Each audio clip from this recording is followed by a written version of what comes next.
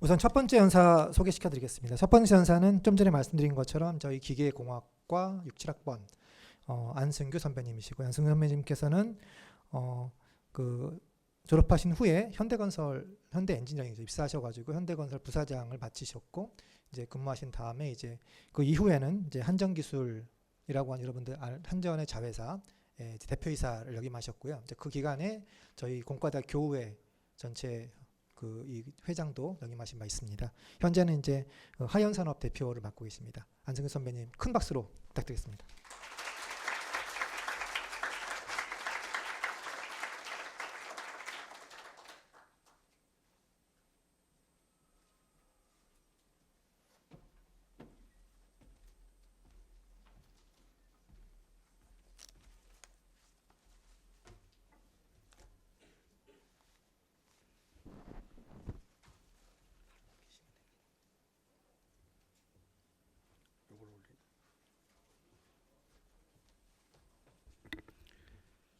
자, 제 이름은 저기 나와 있는 대로 안승규입니다. 저는 고려대학교 67학번 기획과를 제가 졸업을 하고, 그다음에 이제 학력은 뭐 이제 대학원 저기 우리 저 한양대학교 가서 제가 산업공학, 특히 리스크 매니지먼트를 제가 공부를 좀 했습니다. 제가 경력은 현대건설에 36년을 근무를 하고, 그 다음에 1년을 현대엔지니어링 부회장을 제가 근무를 하다가, 그 다음에 이제 공기업 한전기술 사장으로 제가 부임을 하게 됐습니다. 그래서 이제 어떻게 고시를 어떻게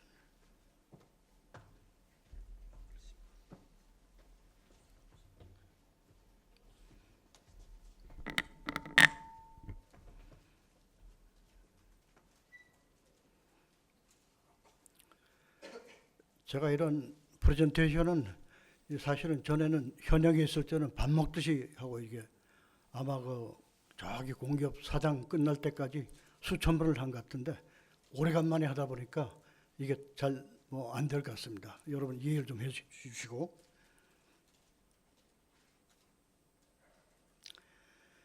제가 이제 설명드릴 것은, 저는 이 건설업에 들어가기 전에 제가 ROTC 9기에 이제 제대를 하고 바로 현대건설에 이제 들어가게 됐는데, 그 당시에는 이제 한참 건설 붐이 막 일어날 때, 이때쯤 해서 제가 건설을 시작해서, 당시에는 이제 주로 우리가 사회 기반 시설을 건설하는, 예를 들면 조선소, 그 다음에 또 석유화학 이제 공사, 그 다음에 발전소, 그 다음에 이제 저는 AID 아파트 이렇게 해서 이제 아파트의 설비 공사도 좀 했었고, 그 다음에 댐 공사도 좀 해보고 그랬습니다. 그 후에 76년도에 제가 이제 해외를 나가기 시작했습니다. 그래서 사우디부터 시작을 해서 카타르, 그 다음에 인도, 말레이시아, 태국, 제가 이제 마지막 현장으로는 이란 사우스파 해서 오늘 제가 소개할 이제 내용들이 있는데, 이 바로 이제 이란 사우스파 가스 2, 3단계, 4, 5단계가 오늘 제가 이게 제목에 붙인 신화창조의 배경이 되겠습니다. 제가 차후로 설명을 드리겠습니다. 기타 이제 카타르, 그 다음에 이제 또 사우디 가스 정제 공장, 이렇게 해서 이제 순서로 설명을 드리겠습니다.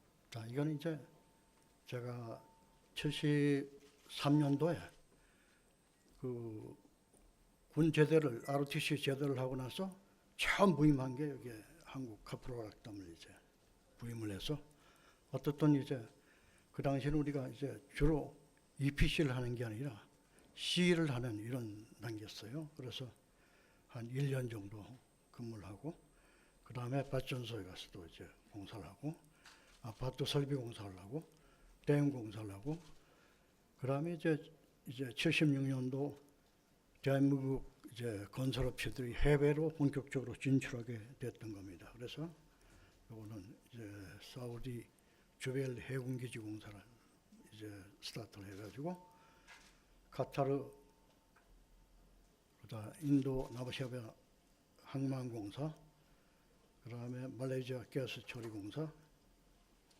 태국 비료 공장 그리고 복합 비료를 생산하는 공장입니다. 그다음 이란 사스파 가스 처리 2, 3단계 이제 제가 이제 뒤에도 설명을 하겠습니다만은 이 2, 3단계 이 공사는 사실 이제 지가 나름대로 이제 EPC 공사를 쭉 해왔는데 저는 이제 하청 공사를 이제 거의 뭐 안 하고 EPC 공사를 주로 했었는데 본격적으로 대형 공사에 우리가 EPC를 하게 된 바로 첫 번째 공사입니다. 그래서 의미가 상당히 있다 이렇게 생각이 듭니다. 그 다음에 그 2, 3단계를 끝나고 4, 5단계를 또 이제 수주를 해가지고 제가 그걸 했습니다. 그래서 이게 제가 이렇게 해서 이제 해공사를 여기까지 하다 보니까 해외 28년을 제가 근무를 했습니다. 그래서 76년도에 출발해가지고 2005년도에 끝나고 제가 이제 본사를 복귀해서 본부장하고 뭐 이렇게 이제 쭉 일을 했었는데 자 다음에도 좀 봅시다. 요거는 이제 카타르 GTL 공사. 요거는 이제 가스를 가지고 왁스를 만들고 하는 이런 공사입니다. 납사하고 이제 가솔린을 만드는 공사. 이것은 제가 이제 사우디 카란 가스 정제 공장인데 이것은 이제 그 제가 이제 여러 개 공사를 해봐가지고 아주 그냥 공사를 아주 성공적으로 끝난 그런 공사예요. 자, 그 다음에 제가 2005년도에 끝나고 이제 사업본부장으로 이제 들어가서 여기 쭉 나와 있는 이런 공사를 이제 수주를 하게 됩니다. 그래서 이게 이제 그 물론 이제 국내외 본부장이니까 제가 국내외 이제 그 사업 총괄을 해서 리스트에는 뭐 국내 거리 있습니다만은 우리가 이제 4, 5단계 제가 그 공사를 성공적으로 끝나니까 입소문이 나가지고 서로 공사를 이제 주겠다 해가지고 제가 입찰에 참여를 해가지고 많은 해외 공사를 이제 수주를 하게 되었습니다.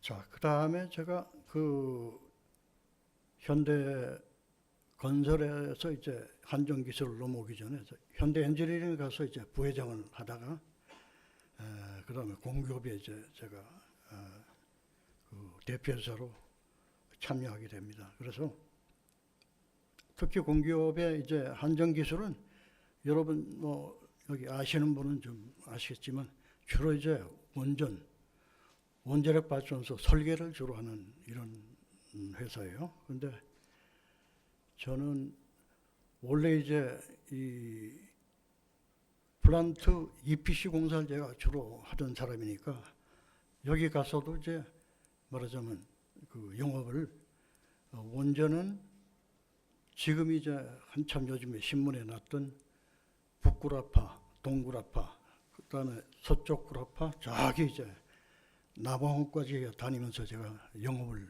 원전 영업을 했었어요. 그래서 그 후에 소득이 좀 있을 거라 이렇게 생각을 했었는데 일단 뭐 그 제가 있을 때 이제 바라카 원전이 이명박 대통령 이제 시절에 바라카 원전을 수주할 때 저는 거기도 적극적으로 참여를 해가지고 이 원래 이제 이 한전기술연대는 이 인원 구성이 석박사가 사실 일반 직원들보다 숫자가 더 많습니다. 그래서 이 원자력이나 아니면 여느 그 설계 업무를 할 때 코스까지 이게 이제 담당을 해서 해줘요. 그래서 그 얘기는 원자력 발전소 그러면 넘어오면 그냥 우리가 에스티메이션이라고 그러죠. 이걸 하면 그냥 가격까지 거기서 다 이제 내주는 이런 식으로 해서 일을 하고 있습니다. 그래서 어떤 열심히 해서 그때는 이제 바라카 원전을 그 수주를 하게 됐었고요. 그 다음에 저는 이제 일반 그 전력 인프라, 그러니까 화력 발전, 그 다음에 이런 걸 가지고 아프리카를 주로 이제 다녔어요. 그래서 아까 얘기했던 남아공서부터 저기 이제 그 아프리카의 요 머리 뒤통수라고 하는 가나에서부터 아이보리 코스트, 그러니까 그 세네갈 이런 쪽으로 다니면서 제가 공사도 했고 뭐 영업도 많이 했었고 그렇습니다. 그래서 이런 어쨌든 그 제가 실적을 좀 보였었습니다.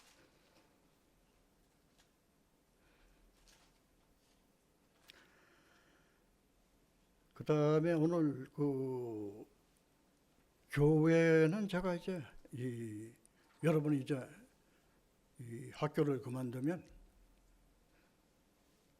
이제 일반 이제 기업에 취직을 하든 아니면 가서 뭐 교수가 되시든 이제 호기의 회원이 되실 건데 제가 호기의 3대, 4대 지나고 3대 지나고 4대 제가 호기회 회장을 했었습니다. 그래서 88년, 89년도 또 우리 선배들 뭐 이렇게 계셔가지고 앞뒤로 한 4년을 내가 그냥 그 호기회 회장을 또 했었어요. 그래서 특별히 저는 그 기획과 교회의 애정을 가지고 있습니다. 그리고 또 공대 교회장도 제가 했어서 특히 이제 우리 저 기획과도 그렇고 공과대학도 지난 50주년 행사를 했었어요. 그래서 저는 이제 공대 교회장으로 50주년 행사를 제가 이제 주관을 했었습니다.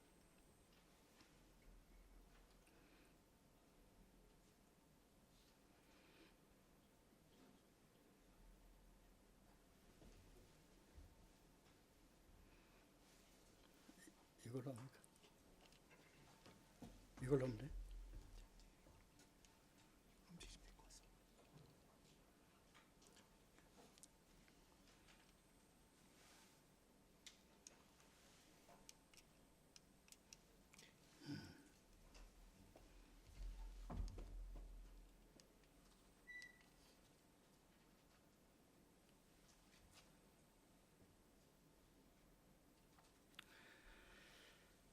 이것은 공사가 이제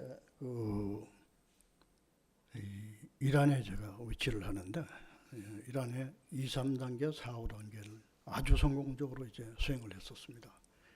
이 당시 이제 그 정치적으로는 지금 상황보다 조금은 덜했지만 그때도 이제 그 유엔 생션이 걸려가지고 뭘 이제 자재 발주라든가 아니면 현장에 일하는 게 또 사람이 그 해외 인력들이 거기 들어와가지고 일을 한다든가 하는 게 상당히 제약이 많아서 어려운 상황 속에서 제가 이제 공사를 진행했었습니다. 그래서 또 회사 입장으로 봐서는 회사가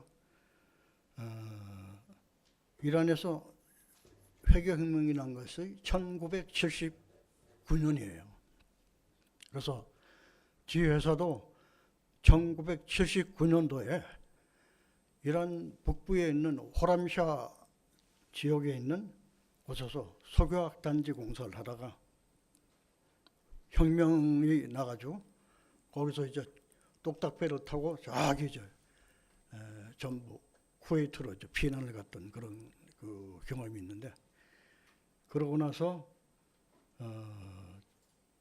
이제 근 20년 가까이 넘었죠. 그런 세월에서 우리가 여기에 들어간 것이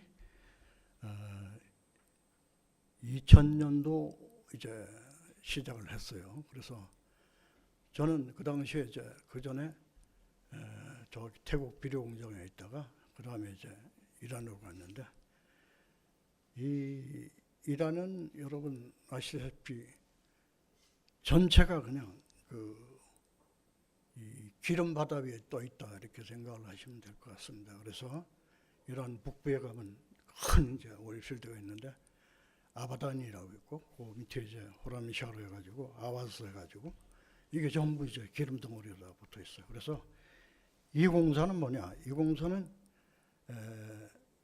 바다에서 이제 기름을 캐는 거예요. 그래서 이제 그 바다는 우리가 이 페르시아만에 위치를 한 사우스필드라 하는 그런 지역인데, 지금 이제 세계에서 가장 이제 기름은 이제 뭐 그렇다 치고 가스를 가장 많이 생산하는 나라가 여러분 어느 나라라고 생각을 해요? 바로 이제 이 나라가 아니고 과타르입니다. 근데 똑같은 이제 오일필드를 놔두고 지금 가스를 가장 많이 켜갖고 하는 게 이게 과타르입니다. 과타르 왜 그러냐?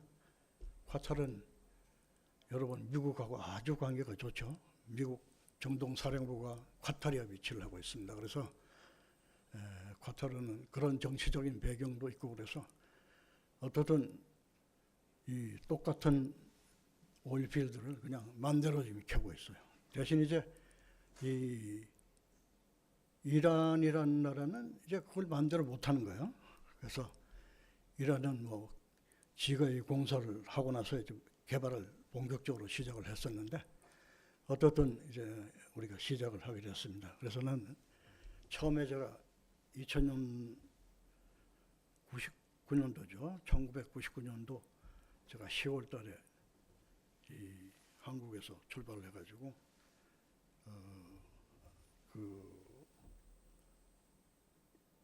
이란 서부 쪽에 있는 이제 공항에 도착을 했는데, 이제 공항에 도착을 했는데 버스가 저를 실으러 나왔는데, 버스가 한 50년은 된 버스 같아요. 근데 내가 그 공항에 내려서 저 현장까지 한 뭐 450km 가는데, 그래서 에어컨이라도 좀 있었으면 싶었는데 제가 넥타이를 이렇게 메고, 그때 저 10월 달 되니까 이게 겨울 동복을 입고 갔습니다. 그래서 물론 제가 중동에 오래 있었으니까 또 이제 그 상황은 알았는데, 그래도 이제 현장에 그래도 책임자로 나가는 사람이 넥타이는 저도 매겠다 그래서 또 넥타이를 메고 이렇게 갔는데, 여기가 이제 이란이 저기 이제 그 반다라바스에서부터 저 터키 국경까지 산맥이 쭉 있어요. 그게 산맥이 이제 자그로스 산맥이라고 그러는데 보통 1,400고지에서 한 1,700고지까지. 그래서 어쨌든 그 높은 이제 그 산맥을 바로 그냥 좌측으로 해서 거기가 전부 이제 사람도 살고, 그다음에 마을도 형성이 돼 있고 그렇습니다. 그래서 거기에 내려서 이제 가는데, 여러분 이제 뒤에 산맥이 크고 이제 그러니까 주로 이제 거기 사는 사람들은 낮 되면 온도가 보통 55도, 높을 때는 한 60도까지 올라가는 것 같아요. 그래서 제가 이제 99년도에 10월 달에 거기를 딱 내리니까 엄청나게 더운 거야. 그래서 어쨌든 그 에어컨도 안 되는 버스에 타고 제가 저기 현장으로 이제 들어갔는데, 어떻든 이렇게 이제 여기가 이제 여러 개 했었습니다. 그래서 처음에 여러분 아무것도 없는 그 지역에 가서 제가 공사를 할 때 건설회사는 다 그렇습니다. 우리가 그냥 조그만 컨테이너를 구해가지고 가서 어떤 거기다 이제 먹고 자고 하는 걸 다 이제 현지에서 해결하고 그렇게 했었는데, 이게 이제 또 불행하게도 여기는 아무것도 없는 거야. 뭐가 있냐? 피셔맨스 빌리지. 이게 어촌이라서 마을만 그냥 개인 마을만 이렇게 있는데, 문제는 여러분 이게 이 회교도들이 상당히 그냥 또 이게 말하자면 우리 외국인들이 들어오면 상당히 그냥 배척을 하는 그런 상황이었었죠. 그래서 공사는 크게 이렇게 해야 되겠는데, 일단 공사를 하려면 뭘 싣고 들어야 될 거 아니야. 그러면 장비도 실어야 되고, 물론 인력은 뭐 이제 육상으로 들어온다 그래도 이제 그렇게 위해서는 첫 번째는 어디에 내려야 되는 거예요. 처음엔 뭐 물건이 들어오려면 우선 내려야 되니까. 그래서 이제 장비 갖고 들어오고 이렇게 하는데 참 어려움이 많았는데, 어쨌든 그걸 이제 어항을 이제 통해서 싣고 들어오는데 뭐 돌멩이도 맞아보고 그렇게 했었습니다. 그런데 이걸 어쨌든 이제 극복을 하고 거기다 이제 우리가 장비를 가지고 부두도 건설하고 이렇게 하면서 이제 처음에 공사를 시작을 했습니다. 그래서 이렇게 공사를 시작하다 보니까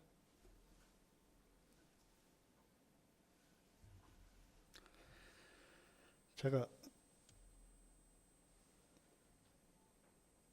아마 공사 전공이 한 6개월 뒤로 나와 있는데, 그때 이제 여러분 요 시간을 딱 보면 이게 이제 2001년도 같으면 9.11 테러 사건이 났던 데죠. 근데 현장에서 소요가 났어.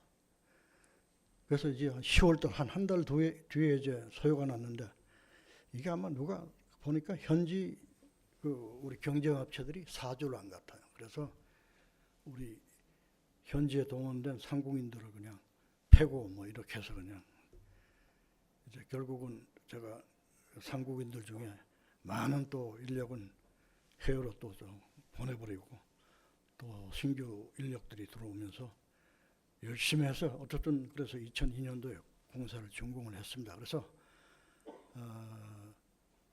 이게 이제 보통 이렇게 이제 우리 스케줄로는 이게 가늠이 안 되는 이런 스케줄이었어요. 근데 어쨌든 우리가 공사를 다 끝내고, 공사를 끝냈더니 어쨌든 입소문이 조금 나기 시작해서 공사가 옆에 하나가 더 나왔어. 그래서 이제 끝난 것은 우리가 사우스파 2, 3단계고 추가 공사로 나오는 것은 4, 5단계에서. 그래서 4, 5단계는 제가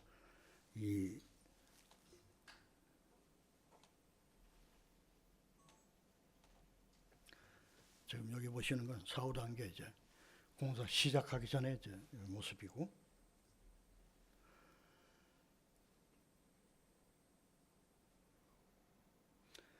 이게 이제 여기는 이제 투자회사가 이태리 석유 이제 공사인 E&I가 이제 여기 투자를 했었고, 이제 원이제 이 오퍼레이터는 이란 국영 석유회사입니다. 그래서 우리가 이제 쭉 이것도 잘 이렇게 진행을 처음에 했었는데, 이건 이제 우리가 35개월 만에 준공을 하고 이제 끝나는 공사예요. 근데 이게 이제 또 물동량도 엄청나게 이제 많고, 그래서 이걸 35개월에 끝낸다는 건 사실 이거 기적에 가까운 일이었습니다. 그래서 이 공사를 이제 완료를 했었는데, 왜 이 공사가 여러 사람들이 칭송을 받고, 제가 이제 대통령하고 현지 대통령하고 장관들하고 수시로 이제 현장을 오고 그랬었는데, 요거 이제 제가 요 바운더리가 바로 이제 계약 바운더리입니다. 요거에다가 한 1km 이렇게 되는 이제 탱크 이제 팜이 있었는데, 그거가 제가 계약을 한 이제 영무였어요. 근데 이게 이제 여러분 저기에 해상이 이렇게 보이죠.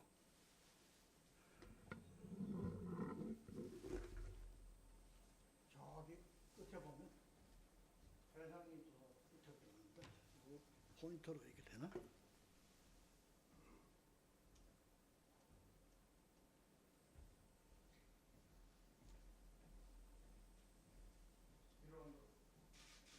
이런 산들이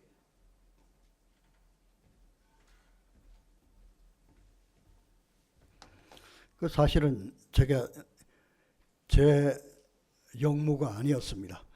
그런데 불행하게도 이걸 하던 현지 조선소가 만세를 불러버린 거예요. 그래서 나는 몰랐었는데 어느 이제 발주처가 공사 한 1년을 놓아뒀는데 앞에 시커먼 걸 물 끌고 와. 뭐냐니까 저기 이제 해상 플랫폼을 제작을 하다가 이게 안 되니까 싣고 우리 현장 앞으로 들어온 거예요. 근데 껍데기만 이렇게 됐지 내용물은 하나도 없는 거예요. 그래서 저 미스터한 미안하지만 이걸 좀 해주시오. 제가 그렇게 해서 여러분 이게 육상하고 해상은 아주 공사가 천양지 차이거든. 여기는 해상이니까 저는 이제 해상을 공사를 좀 해보고 그래서 내용이 이제 사실 해상 공사를 하려면 엄청나게 또 힘든 거예요. 그래서 장비도 우리가 바지서부터 해서 또 해상 크레인 가지고 이제 동원해서 하는 이런 거고, 그다음에 이제 여기는 해상 공사를 한다 그러면 여러분 이제 습도 100%에다가 기온이 60도 올라가면 어떻게 되겠어요? 사람이 끓죠. 예? 그래서 서양 사람들은 2주 근무하면 2주 쉬어 바깥에 나가서 휴가를 가는데 우리는 뭐 그렇게 할 수 없으니까 제가 우리 사람들 동원하고 그래서 저 공사를 하는데 한 달에 3박 4일 여기만 이제 휴가를 주고 제가 저걸 했었어요. 근데 또 일반적으로 저거는 이 스펙이 또 일반 온쇼에서 하는 이런 작업하고 다르고 아주 그냥 이제 이 그 특수한 이제 재질의 그 배관도 그렇고 장비도 그렇고 그렇습니다. 그래서 여러분 가스를 바다에서 생산하면 저는 이제 저 육상에서 저런 거 이제 게더링 스테이션을 쭉 해서 이제 그 해봤는데 해상도 똑같은 거예요. 우리가 이제 플랫폼이 이렇게 저기 서 있죠. 그럼 주위로 한 20군데가 이제 소위 말하자면 말을 박는다 그래. 박아가지고 드릴링을 해서 거기서 가스를 품어 올려서 그놈을 모아가지고 저 플랫폼으로 집어넣는 거예요. 그래서 어쨌든 이제 저거는 가스가 독성이 엄청난 거예요. H2S 가스인데 또 핸들링을 잘해야지 잘못하면 사람이 아주 그냥 즉사하는 그런 케이스가 있어요. 저도 이제 사고를 한번 당했었는데 어쨌든 그래서 저런 공사도 열심히 해서 우리가 공사를 끝을 냈습니다. 우리가 한국 사람이 어떤 사람이냐 이거지. 맡으면 그냥 끝을 내는데 그 사실은 이제 내 역할을 내 역무가 아니었는데도 불구하고 저 공사를 이제 맡아가지고 제가 공사를 했어요. 왜냐? 여러분 아시겠지만 저 공사가 해서 가스를 나한테 갖다 줘야 내가 프로세스를 돌리고 가스를 생산하고 여기서 이제 콘덴세이트 그러니까 납사를 또 하루에 8만 배를 생산하는데 이걸 생산해서 출하를 해줘야 되는 거예요. 그러면 원 가스가 하고 그 다음에 원료가 안 들어오면 아무것도 할 수 없는 거죠. 그래서 할 수 없이 제가 붙어갖고 저걸 한 거예요. 저것만 그런 게 아니고 여기서부터 이제 또 이 뒤가 아까 산맥이라 그랬죠. 1700고지 이 산이 있는데 그 위에 이제 큰 이제 펌프 스테이션이 또 있어요. 그래서 그것도 하다가 도망가 버린 거예요. 그 도망간 놈이 한 놈이 아니고 주위에 어떻게 깔려있는 게 전부 다 도망가 버린 거예요. 그래서 제가 그것도 다 이제 그냥 추스려 가지고 끝을 다 내고 그래서 이제 35개월에 공사를 끝나니까 이게 이제 여러분 그냥 공사가 아니고 이거는 어쨌든 내가 없던 거야. 바다에 하고 육지 저기 바닥 저 산속으로 가서 공사를 해서 끝난 거예요. 그래서 그 사실은 이게 세계 신기록이다 이렇게 생각을 했고 또 다른 사람들이 그렇게 또 인정을 해주기 시작을 했었습니다. 그래서 제가 기억이 남는 게 아주 이거는 특별히 이제 제가 일생 아마 이런 그 어려웠던 공사도 없었을 것 같습니다. 그다음에 이제 하다가 보니까 제가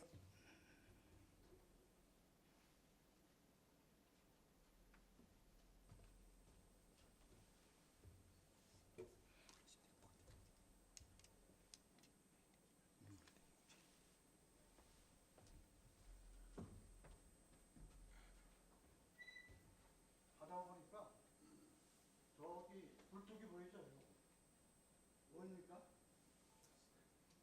저 끝에 앞쪽으로 굴뚝이 보이죠? 예.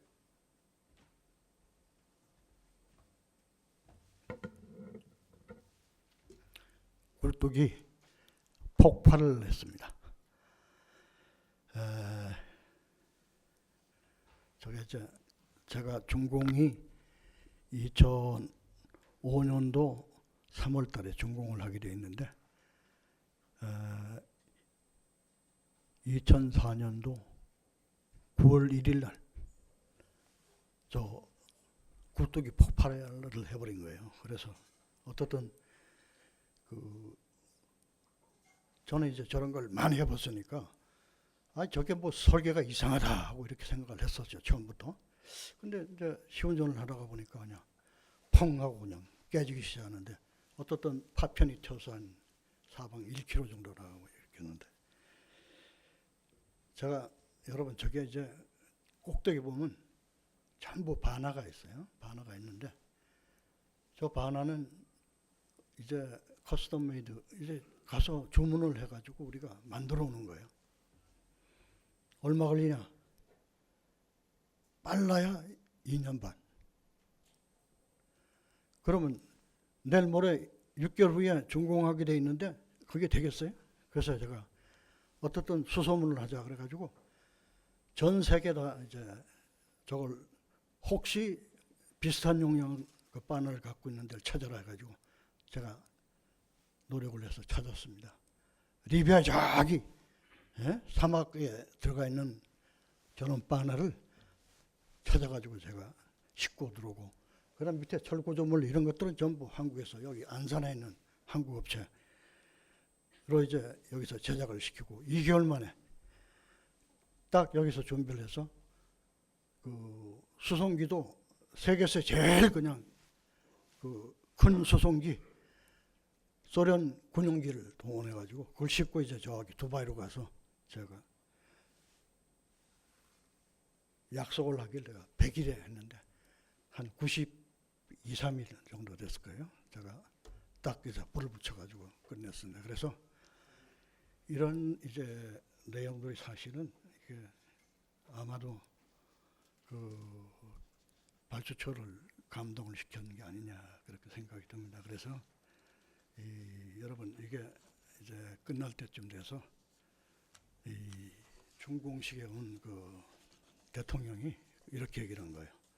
이 공사 하나로 인해서 이란의 GDP 2%가 상승했다. 그래서 제가 공사를 2개 끝냈으니까 한 4% GDP 상승 효과를 가져왔다 이렇게 생각이 듭니다. 그래서 이게 이제 우리가 2005년도 제가 5월에 KBS 신화 창조의 비밀에서 이 내용들이 다 이제 상영이 됐던 그런 상황입니다.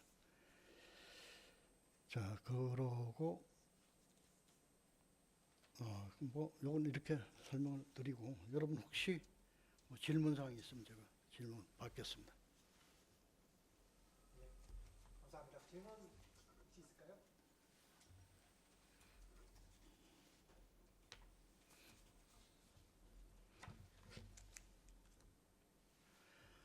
그래서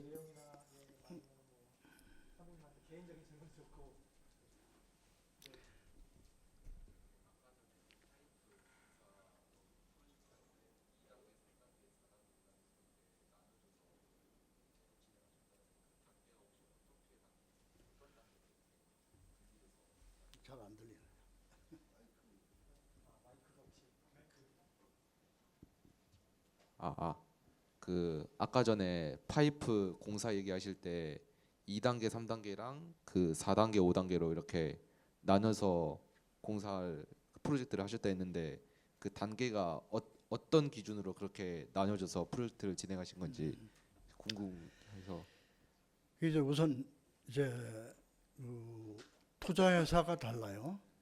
투자 회사는 이제 2, 3단계는 불란서 국영석유 회사. 여러분 토탈이라고 아십니까? 토탈이라는 회사가 투자를 했었고, 아까 4, 5단계 할 때는 제가 이태리 저 국영회사인 ENI가 했다 그랬죠. 이게 달라. 다른데 이제 똑같이 지금 이제 이 오렌지는 해상에서 원유하고 가스를 캐가지고 똑같이 같이 뽑아올려서 올리는 거예요. 그래서 한쪽으로는 이제 2, 3단계 쪽으로 가고 한쪽으로는 4, 5단계로 오고. 그래서 이제 이 당시는 이란도 급한 거예요. 왜 급하냐?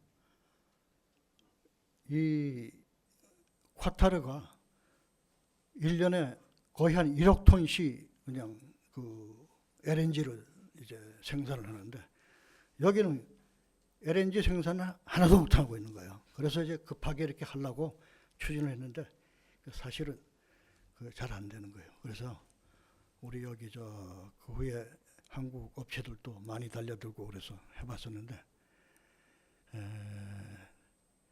결과가 그렇게 썩 좋지는 않았어요. 그래서 제가 이번에 여러분 이스라엘이 폭격을 할 때 이 중 하나를 이게 한 20단계까지 가는데 이 중 하나를 폭격을 한 거예요.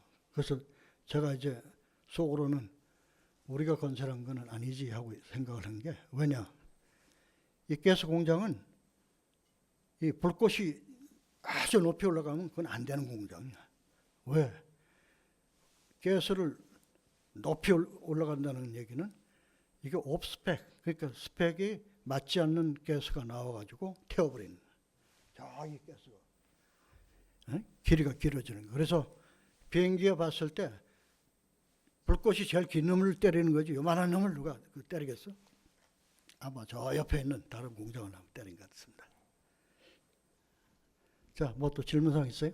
그리고 제가 여기 오늘 설명한 것 중에서 한정 기술이 이제 원자력 발전소 관련해서 설계를 한다 그랬는데 여러분 혹시 요즘에 이 SMR 하고 이렇게 얘기하는 거 들으셨어요?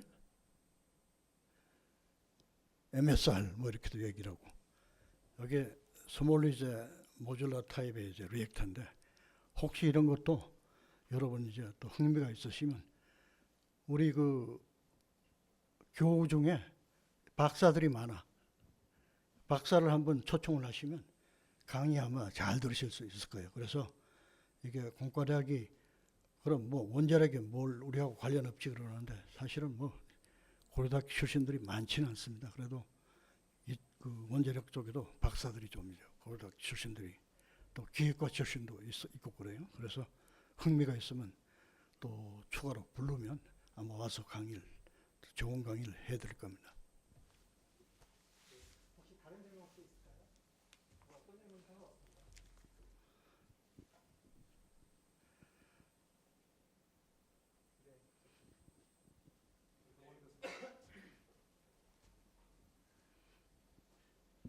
예, 발표 너무 잘 들었습니다. 경력 기간 동안 굉장히 큰 계약들을 굉장히 많이 수주하신 것 같습니다. 그래서 잠깐 봤는데 기존 했던 곳에서 다시 수주하신 경우도 있으셨던 것 같고 완전 신규 수주하신 경우도 있으셨던 것 같은데 오랜 기간 동안 굉장히 그런 큰 계약들을 수주하셨으면 굉장히 이제 선배님만의 노하우가 있으실 것 같습니다. 그럼 그런 노하우 조금만 공유해 주시면 감사드리겠습니다. 그래서 이제 우리가 영업 비밀이야 뭐 제가 크게 뭐 얘기를 못 드리고 이제 저는 예전 한정기술에 가서 5년을 제가 근무를 했는데 아마 직원들 붙들고 회의를 한 것만 해도 매주 제가 한 100명 정도 단위로 해서 끊어서 거기에 이제 이 사무실에서 이 또 설계하는 친구들이 대중이니까 제가 100명 정도씩 해가지고 5년을 거의 그냥 매주 그냥 제가 교육을 했었습니다. 그래서 그 왜 교육을 하느냐? 설계하는 사람들이 돈 벌어 와 하면 되겠어요? 못하죠. 그래서 돈 버는 기술을 제가 가르쳐 드린 거예요. 그래서 이 설계하는 친구들한테 예를 들면 저는 뭐 이제 현대건설에 36년을 근무했으니까 이 회계도 우리가 한 달이 끝나면 한 달 말일날 회계가 대충 이제 서머리가 되고 5일날 첫째 주에 회의를 하면 우리가 이번 달은 매출이 얼마고 이윤이 얼마 남았습니다. 이렇게 나오는 거예요. 그래서 제가 그걸 이 한전기술 가서 접목을 했어. 그러니까 이 설계하는 친구들이 좀 미친놈 그랬을 거예요. 속으로는.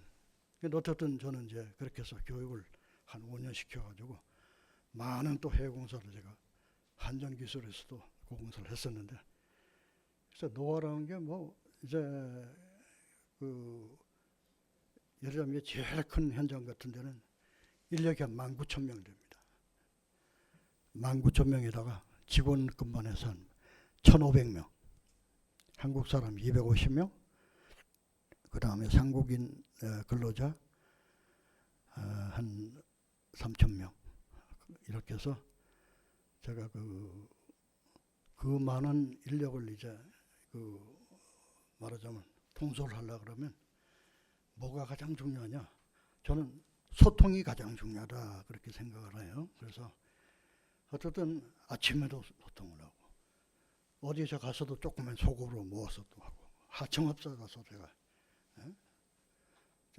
소통도 하고, 그래서 이제 소통하고 그다음에 이제 이 리더는 소위 말하자면 끊임없이 동기부여를 해야 된다 그렇게 생각을 해요. 그래서 우리가 옛날에 전투를 하려고 그러면 요 고개 하나 남으면 뭐가 있지? 여러분 점령하면 어떤 내가 배업을 주겠다 이렇게 막 하는 것도 있겠지만 어쨌든 그런 식으로 어쨌든 뭐 고비 넘어갈 때마다 그냥 우리가 동기부여를 하고, 그리고 이제 또 하나는 우리가 리더는 좀 이제 솔선수범 좀 해야죠. 그래서 고루한 생각입니다. 나는 리더는 똑같은 거예요. 나는 사막에 가서 이제 펼쳐놓고 잠자는 것도 거의 똑같고, 내 옆에 바로 그냥 이 근로자들 숙소가 있어 거기서 잠자는 거고, 이렇듯 이제 같은 환경에서 일을 하니까 뭐 그런 게 좀 필요한 것 같아요. 그래서 저는 비교적 그래도 성공적으로 직장 생활을 했다 이렇게 생각이 듭니다. 자, 질문사항 있어요? 다른 질문 있을까요? 하나 정도 더 받을 수 있을 것 같아요.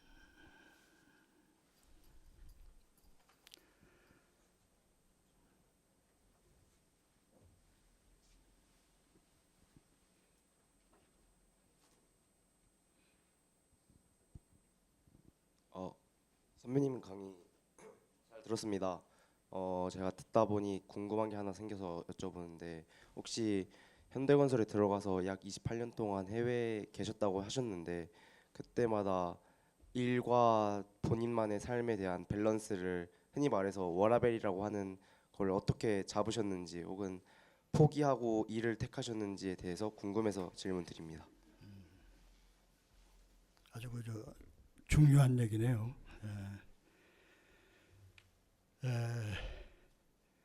사실 이제 이렇게 하라고 내가 누가 얘기를 하면 저는 추천을 못 합니다. 왜냐하면 28년을 해외 나가서 근무를 하시오 그러면 요즘은 할 사람이 아무도 없을 거예요. 그런데 누가 나한테 물어, 당신은 그럼 했잖아 그러는데, 저는 이제 여러 가지 또 이제 사연이 있던 거예요. 하나는 이놈 저 의리 때문에 그럴 수도 있었다 하는 생각이야. 공사를 하나 끝나면 야 사람이 없는데 당신이 좀 나가서 요거 하나만 더 해주고 오지. 이렇게 하기 시작을 해가지고 하나 한 게 제가 아까 그 지금 여기 나와 있는 저 공사를 제가 쫓아간 게 1999년도 10월 달이라고 그랬죠. 10월 달에 가서 마지막 공사 5년 해서 공사 2개를 마치고 제가 들어왔죠. 그래서 어떤 해외는 제가 이제 가서 주재하면서 이제 일을 했던 것은 끝났는데 이제 그러다 보니까 개인적으로는 제가 애들은 놓는 데만 기여를 했지 제가 키우고 학교 가고 하는 거는 한 번도 쳐다보지 못하고 그렇게 그랬습니다. 애들이 그런데도 불구하고 뭐 애들 무럭무럭 자라서 다 시집장계 다 가고 예 그렇습니다. 자, 뭐 참고가 돼요?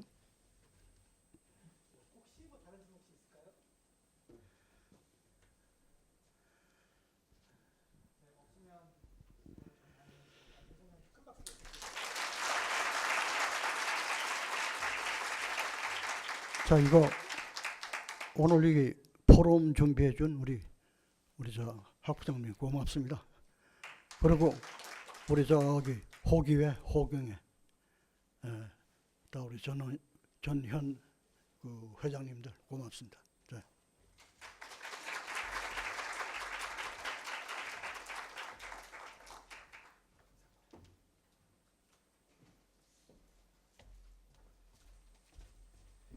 네, 방금 이제 안승준 선배님 말씀하신 것처럼 우리 기계과를 졸업한 다음에 사실 갈 수 있는 경로가 엄청 많죠.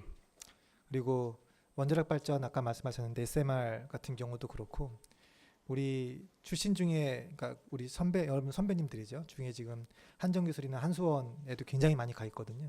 그래서 사실은 뭐 여러 가지 여러분들이 생각하는 경로에도 아마 오늘 말씀하신 부분이 큰 도움이 될 것 같고 또 이제 뭐 아까 말씀하신 현대건설이나 현재 엔지니어링 모두 다 우리 선배님도 많이 근무하시는 직장 중에 하나입니다. 그래서 여러분들 기계과를 나왔으니까 무조건 기계회사를 가야지라기보다는 기계가 관련돼 있는 그 여러 가지 업종의 어떤 기업들이 되게 많거든요. 그러니까 여러분들이 나중에 진로를 잡을 때 좀 더 너무 이제 시야를 좁게 보지 말고 넓게 보는 시야가 됐으면 좋겠다는 생각이 들고 이번 강연이 아마 그런 데 큰 도움이 될 것으로 생각을 합니다. 자, 그래서 이제 이번에는 두 번째 강연 연사 소개시켜 드리겠습니다. 두 번째 강연 연사님은 저희 기계공학과의 76학번 선배님이시고요. 그리고 이제 사실 저한테는 되게 중요한 분일 수도 있는데 저랑 이제 대학원 석사가 같은 연구실 선배님이십니다.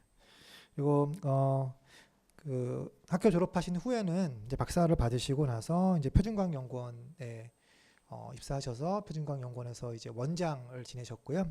그 이후에 이제 여러분 알고 대구 경북과학기술원 디지스트의 연구부총장을 맡으셨었고 이제 그 기간 동안 이제 그 표준연구원 원장하시는 동안 한국과학기술 출연연 기관장 협의회 회장을 이제 여기만 있으시고요. 지금은 여러분들 뭐 너무 잘 아는 한국과학기술연합대학원대학교 UST라고 하죠. UST의 지금 총장을 맡고 계십니다. 우리 강대임 선배님 모시겠습니다. 큰 박수 부탁드리겠습니다.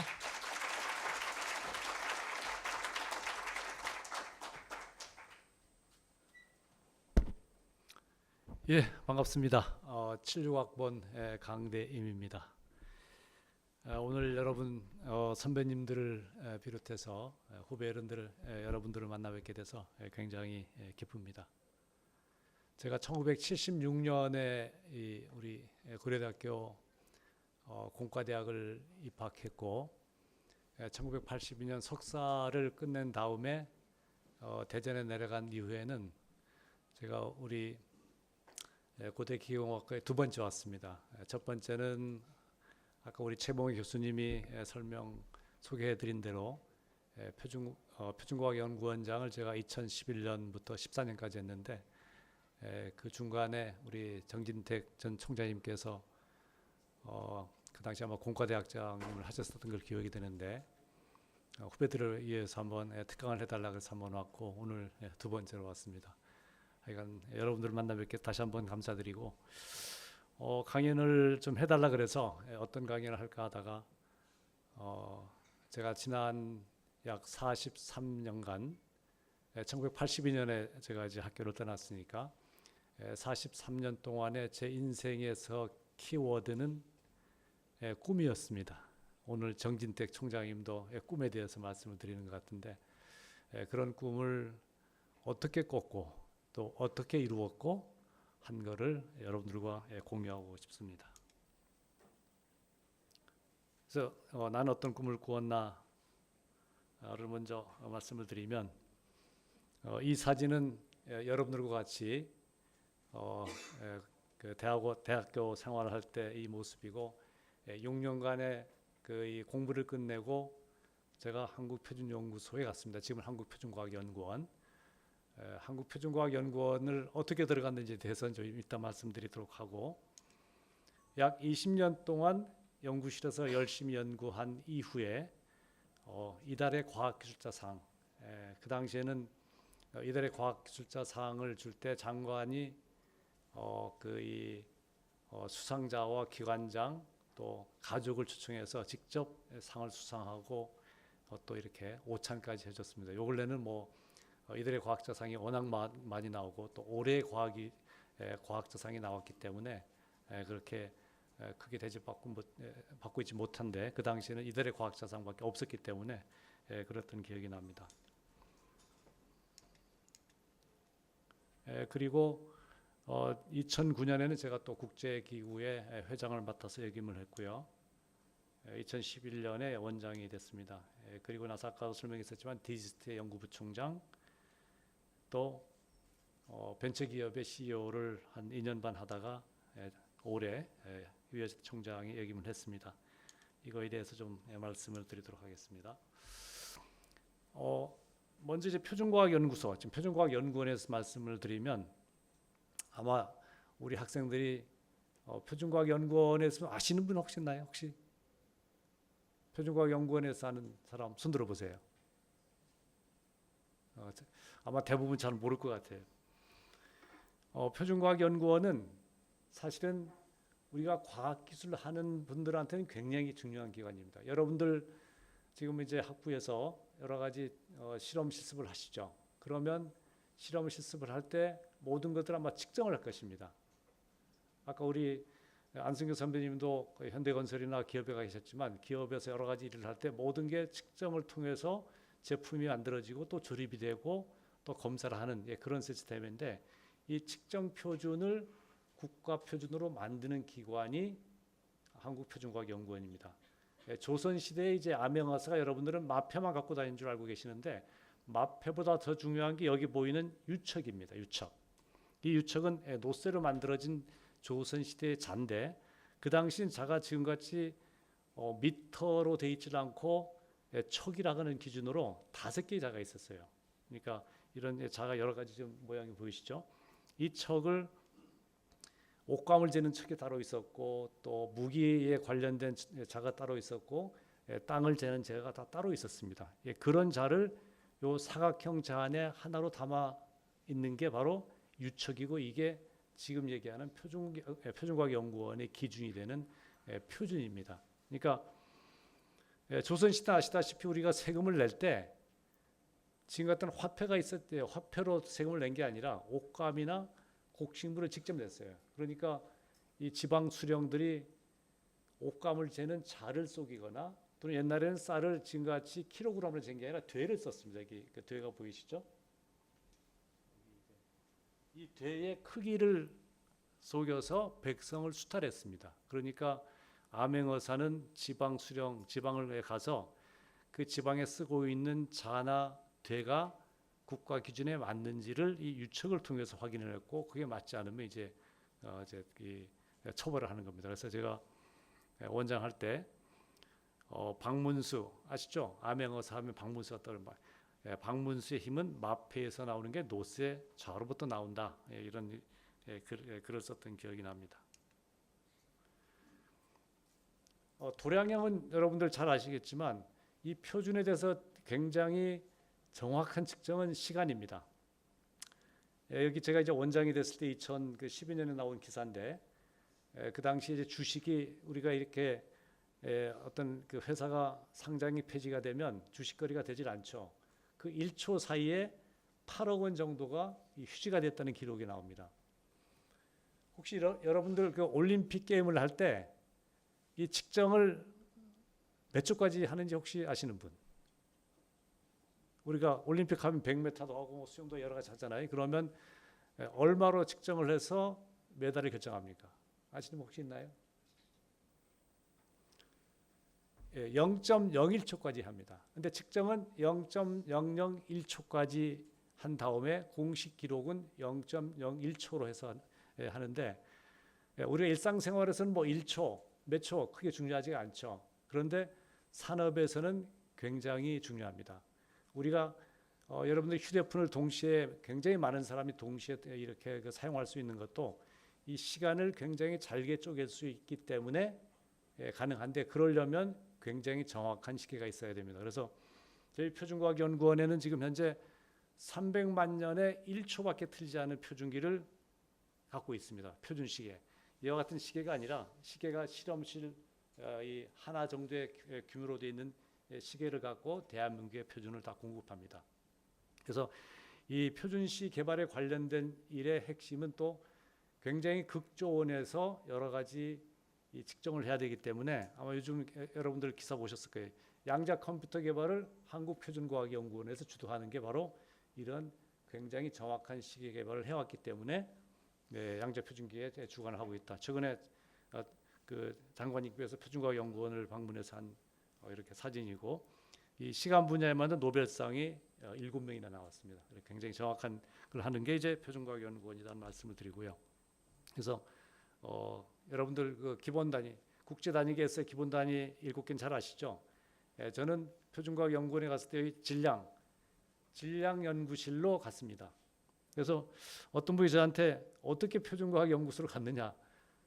아까 지금 우리 최봉호 교수님께서 여러분들이 진로가 대학을 졸업한 이후에 뭐 석사과정, 박사과정 할 수도 있고 또 기업이나 다른 데 갈 수가 있을 텐데, 현대건설을 가는 건 굉장히 이상하게 느끼지만 표준과학연구소에 가는 것도 굉장히 이상하게 느낍니다.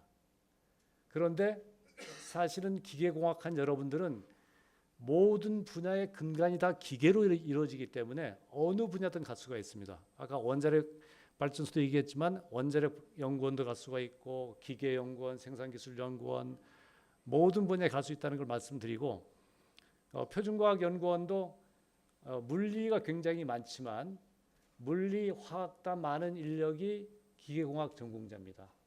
그런데 안타깝게도 우리 고려대학교 기계공학 출신은 저 혼자입니다. 제 이후에 한 분이 오셨었는데 학교로 옮겨가서 제가 유일하게 이제 있었다는 말씀을 드리고, 표준과학연구원이 이제 대덕 연구단지에 있고요. 현재 한 800여 명이 근무하고 있고 약 반 이상이 전부 다 학위를 갖고 있습니다. 또 학생들도 굉장히 많습니다. 오늘 제가 이따 소개시키려는 우리 유니버시티 학생도 많고 예산이 한 1,800원 정도 된다는 말씀을 드리겠습니다. 제가 이 표준과학연구소를 가게 된 이유는 사실은 처음에 어떤 연구자의 길을 가려고 한 건 아닙니다. 제가 1982년 2월 달에 졸업을 했는데 1981년에 제가 가려고 했던 길은 이제 군대를 갔다 오질 않았기 때문에 그 당시에 이제 우리 대학원을 졸업하면 보통은 이제 교수가 되고 싶어 해서 교수가 되는 가장 빠른 길은 군대를 공군사관학교나 해군사관학교, 육군사관학교에 교수요원으로 가는 트랙이 가장 빠른 길입니다. 그래서 저도 이제 공군사관학교 교수요원으로 가기로 어느 정도 다 정리가 됐었는데, 그 당시 이제 전두환 정권이 이제 들어서면서 군대를 동결해 버렸습니다. 그러니까 갑자기 이제 석사학위해서 졸업을 하게 됐는데 군대를 가게 된 겁니다. 근데 마침 1월 달에 이제 과사무실 앞에 지나가는데 한국표준연구소, 그 당시 표준연구소에서 병역 특례로 연구원을 모집한다는 공고를 봤습니다. 그래서 표준연구소가 뭐 하는지도 몰랐고 자우지간 그 서류를 내서 시험을 봤습니다. 1차 이제 이 서류 심사 끝나고 그 필기 시험까지 끝났는데 면접하러 가려니까 근데 표준연구소에 대해서 좀 알아야 될 거 아니겠어요. 그래서 도서관에 가서 이제 찾아봤더니 표준연구소에 관한 얘기는 없고 한국 표준 협회 관련된 기사의 자료가 있어서 그걸 이제 열심히 공부하고 이제 갔는데 한국 표준 연구소랑 표준 협회는 너무나 달랐습니다. 표준 협회는 여러분들 아시다시피 문서 표준, 성문 표준을 다루는 기관이고 이 표준 연구소는 아까 얘기했던 도량형에 관련된 모든 단위의 표준이기 때문에 그걸 측정 표준이라고 그럽니다. 이 표준에는 크게 측정 표준, 성문 표준, 참조 표준이 있는데 전혀 성격이 다른 기관이었다. 이제 그럼에도 불구하고 운이 좋아서 하여튼 연구원으로 합격을 했고요. 그리고 나서 이제 저희는 병특을 5년을 하게 돼 있었는데 제가 이제 연구소에 들어간 다음에 그 한 첫 번째 일은 여기에 보이는 이제 그 고정밀 로드셀 힘 센서라고 하는 센서 개발 연구를 하게 됐습니다. 이제 가서 봤더니 그 실장님이 이 연구를 하려고 연구비랑 시설을 갖춰놨는데 또 그분도 또 그 학교를 옮겨가셨어요. 그러니까 시설은 있었고 연구원은 제가 대신 이제 뽑혔기 때문에 이제 공부를 하면서 이 센서를 개발을 시작을 했는데 그 당시에 이 센서 하나가 약 150만 원 정도였습니다. 1982년 3년에 그러니까 150만 원의 돈의 크기는 지금이랑 비교할 한 10배 정도 차이네요. 왜냐하면 그 당시에 우리나라 1인당 그 국민소득이 약 2,000불밖에 되질 않았습니다. 지금이 한 3만 한 6, 7천 불 되니까 10배 정도 되는 것 같아요. 그래서 이거를 국산화 개발이죠. 지금으로 말하면 선진국에서 개발한 기술을 그 복제해서 국산화시키는 일을 해서 약 2년간 이거를 개발해냈는데 이 센서를 개발한 이후에 이거를 성능 평가를 할 수 있는 시험 장치가 국내는 없었습니다. 그래서 아까 잠깐 보여드렸던 제가 개발한 센서를 갖고 일본 표준연구소에 약 한 달 반 정도 파견 연구를 나갔어요. 제가 가서 봤더니 일본 표준연구소는 뭐 그야말로 이 연구시설 설비가 어마어마할 정도로 우리 이제 한국에는 표준 비교가 되지 않을 정도로 한 걸 느꼈고 제가 한 달 반 동안 있으면서 한국에 돌아가서 내가 대한민국의 그 이 연구실 제가 이제 힘연구실을 일본을 꺾는 세계적인 연구실로 만들겠다는 꿈을 갖고 돌아와서 아까 보여드렸던 이런 표준기들을 만들기를 했습니다. 뭐 여기에 있는 다양한 센서뿐만 아니라 100kN, 10톤쯤 되는 거죠. 10톤 용량을 실제 추를 이용해서 발생할 수 있는 장치, 또 이게 용량이 커지게 되면 추가 너무 커지기 때문에 그걸 유압 배열을 이용해서 유압식 표준기도 개발하고 그 다음에 또 이렇게 비교 측정 방식을 이용해서 10메가, 1000톤까지 할 수 있는 것 등등 하여간 뭐 닥치는 대로 하여간의 표준기들을 개발해서 그 이 연구실을 성장을 시켰습니다. 그 성과로 아까 말씀드렸던 이런 과학협조상을 받았고 최종적으로 제가 이제 연구실에서 좀 떠나서 원장하고 이렇게 좀 하는 동안에 이제 후배들이 1메가뉴턴은 여러분들 톤으로 하면 약 100톤쯤 됩니다.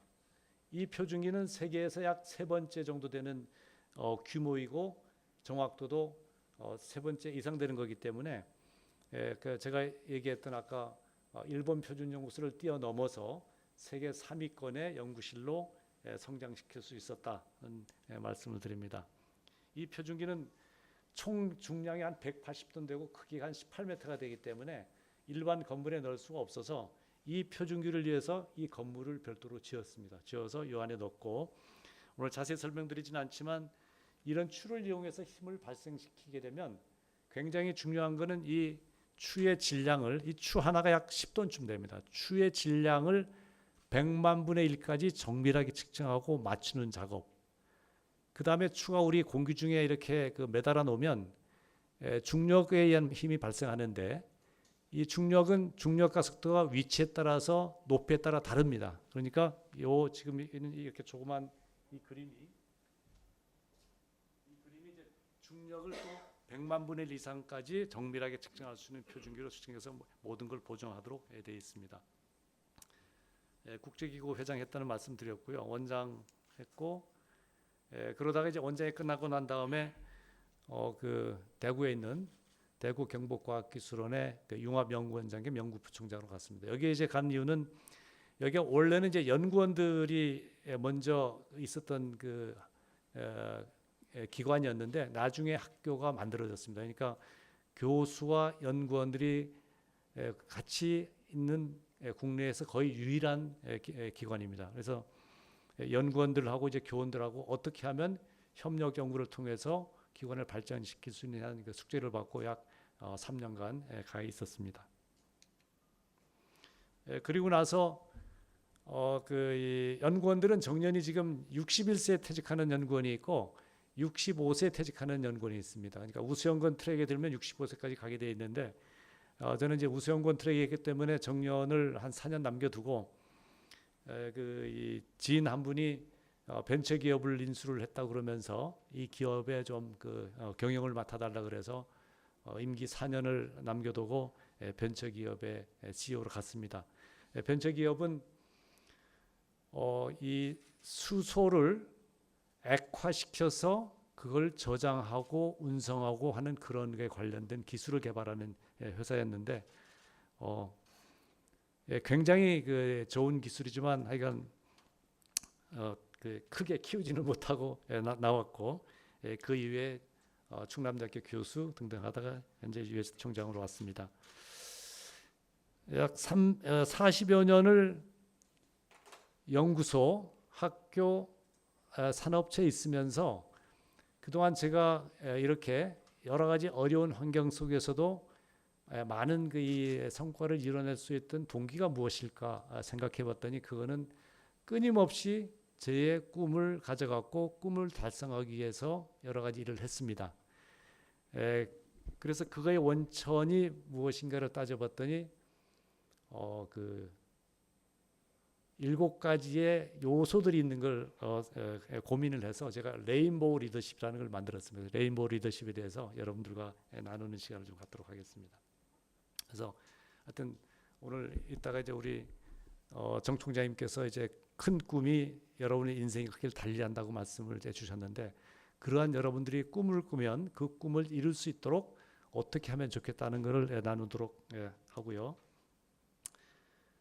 어쨌든 지금은 AI 시대지 않습니까? AI 시대. 그럼 AI 시대 과학기술 인재들은 어떠한 역량을 갖춰야 될 것인가를 좀 고민해 보면 여러분들이 지금 대학에서 열심히 공부하고 계신데 대학 졸업할 때는 대학 졸업하면 내가 공부를 충분히 다 했다고 생각하지만 사실은 사회에 나가면 끊임없이 공부를 해야 됩니다. 아마 평생 죽을 때까지 공부를 해야 될지도 모릅니다. 그래서 지속적인 학습을 통한 새로운 기술을 습득하는 능력이 필요한 거고 그 다음에 옛날에 이제 우리가 선진국을 쫓아갈 때는 그 남들이 갔던 길을 쫓아가면 되는데 지금 우리가 선진국에 있기 때문에 우리 스스로 어떤 문제를 만들고 풀어야만 됩니다. 그러니까 창의적인 사고력이 굉장히 중요합니다. 그 다음에 근래의 문제는 어느 단순하게 한 사람의 역량이나 또 한 가지 전공을 한 사람의 역량으로 풀어지는 게 아니라 굉장히 종합적이고 복합적인 융합적인 문제들이 많기 때문에 이 전공의 경계를 넘어서 융합적인 사고가 필요하고 또 협력은 필수입니다.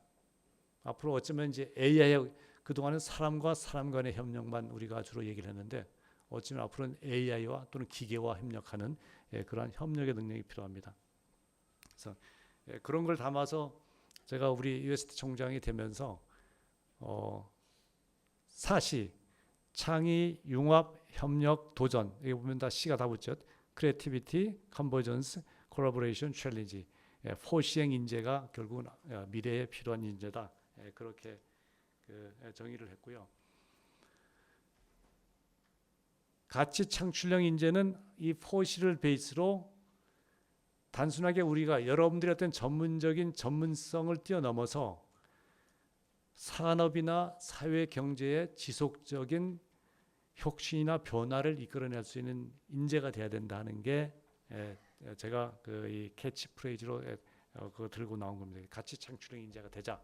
우리 제가 속한 대학원에서는 그런 인재를 앞으로 길러내겠다. 그렇게 정의를 했고요. 그런 인재가 되기 위해서는 제가 말씀드린 레인보우 리더십에 대해서 말씀드리도록 하겠습니다.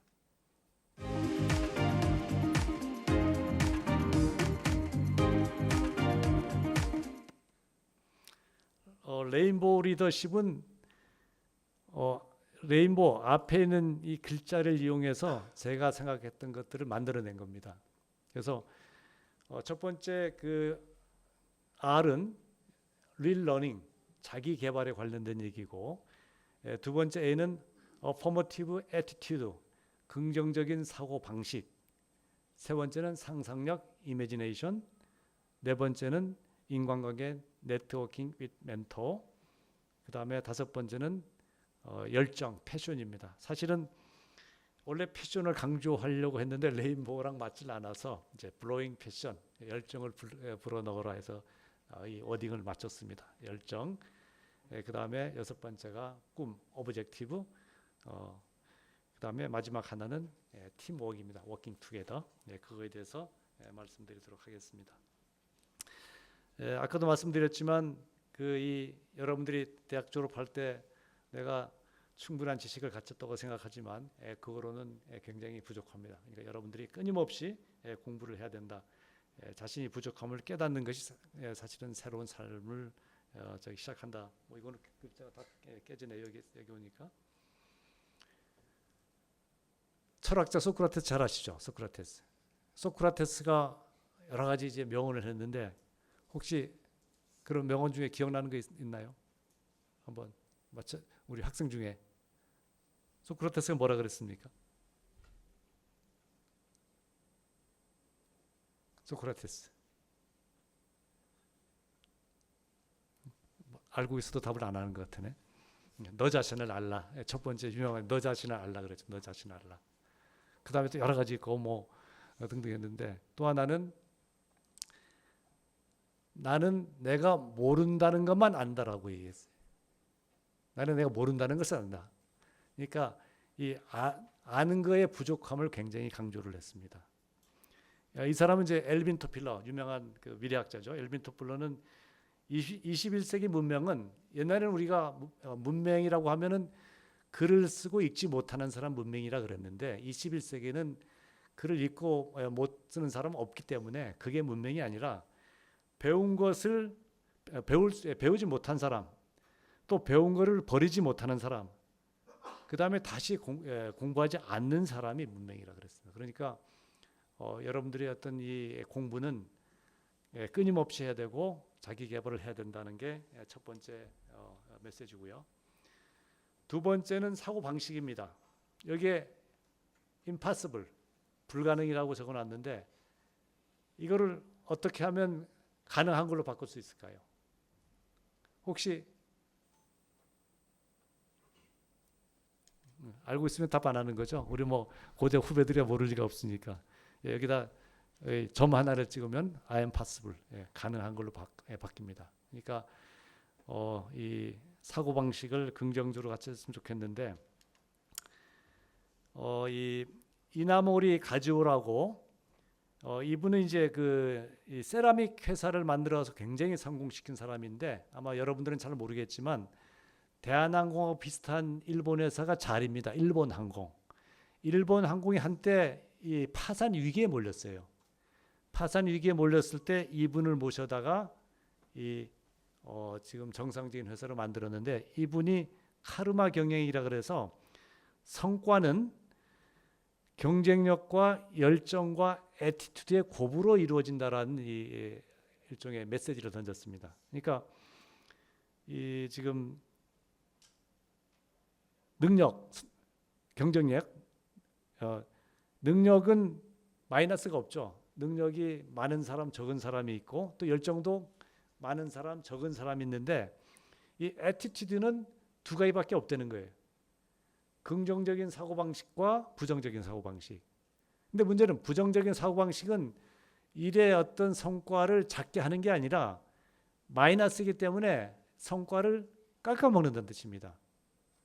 그러니까 열정이나 능력은 좀 적은 사람을 써도 괜찮은데 부정적인 사고방식을 채용해서 회사나 뭐를 운영하면 조직의 성과를 아주 더해주는 게 아니라 빼주기 때문에 이 사고방식이 굉장히 중요하다. 그래서 여러분들이 어떤 이 사고를 할 때는 긍정적인 방향으로 보시기 바랍니다. 사실은 사회의 많은 문제에 대해서 어떤 이슈든지 간에 긍정적인 효과와 부정적인 효과가 다 포함이 되어 있습니다.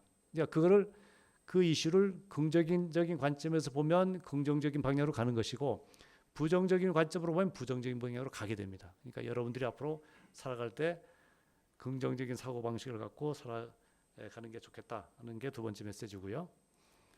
세 번째는 이제 상상력입니다.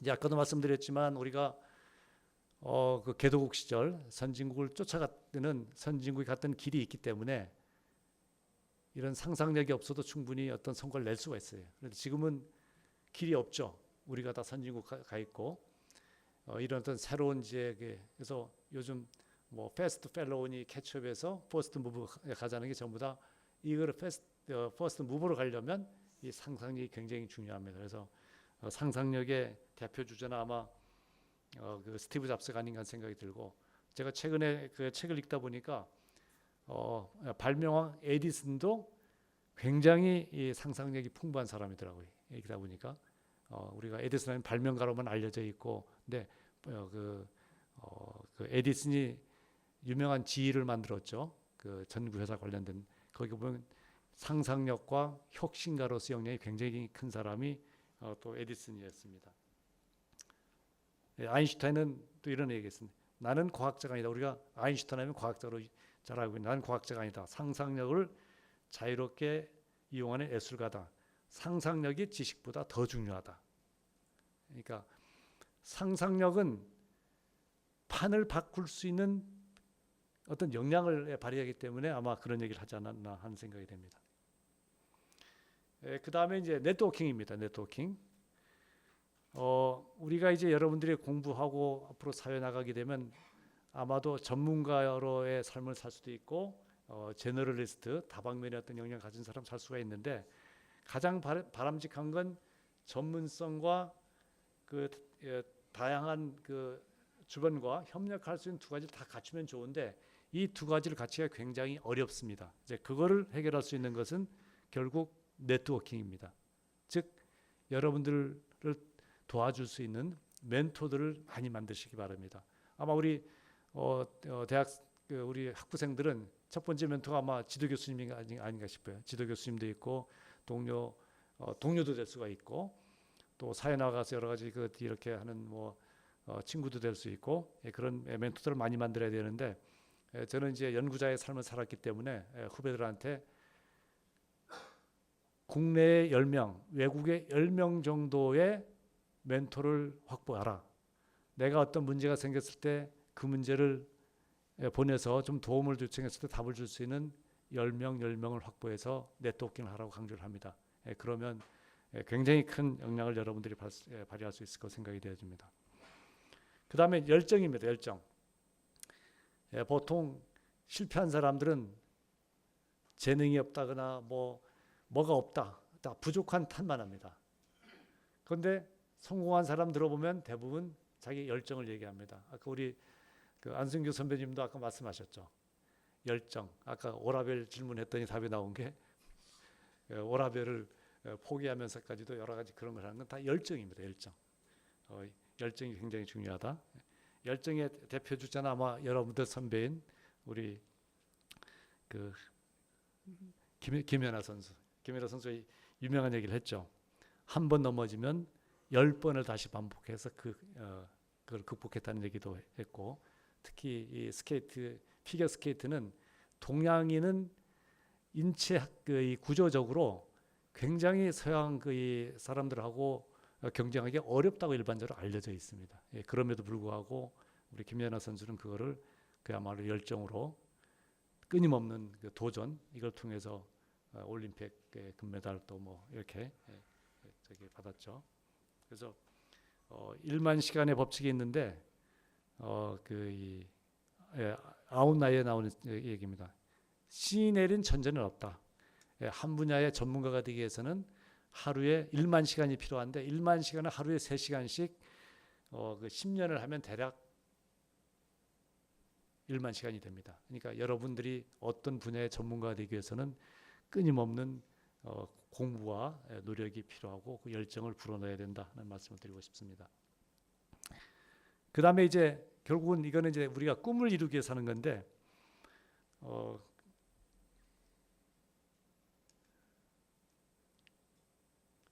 누군지 혹시 아시나요?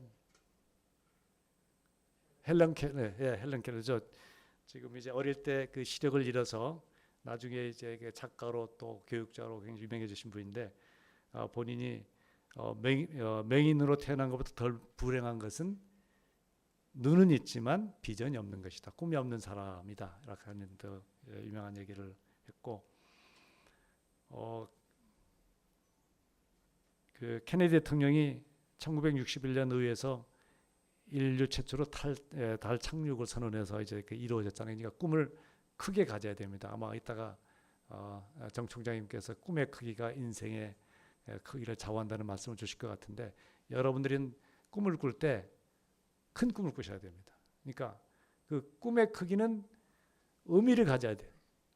내가 단지 연구자가 되겠다, 교수가 되겠다, 뭐 이런 꿈이 아니라 내가 연구자가 돼서 어떤 문제를 풀어서 인류의 무슨 문제를 해결하겠다는 그러한 큰 꿈을 가져야 됩니다. 그래서 아마 그 메시지는 이따 정 총장님 주실 것 같아서 좀 넘어가도록 하고요.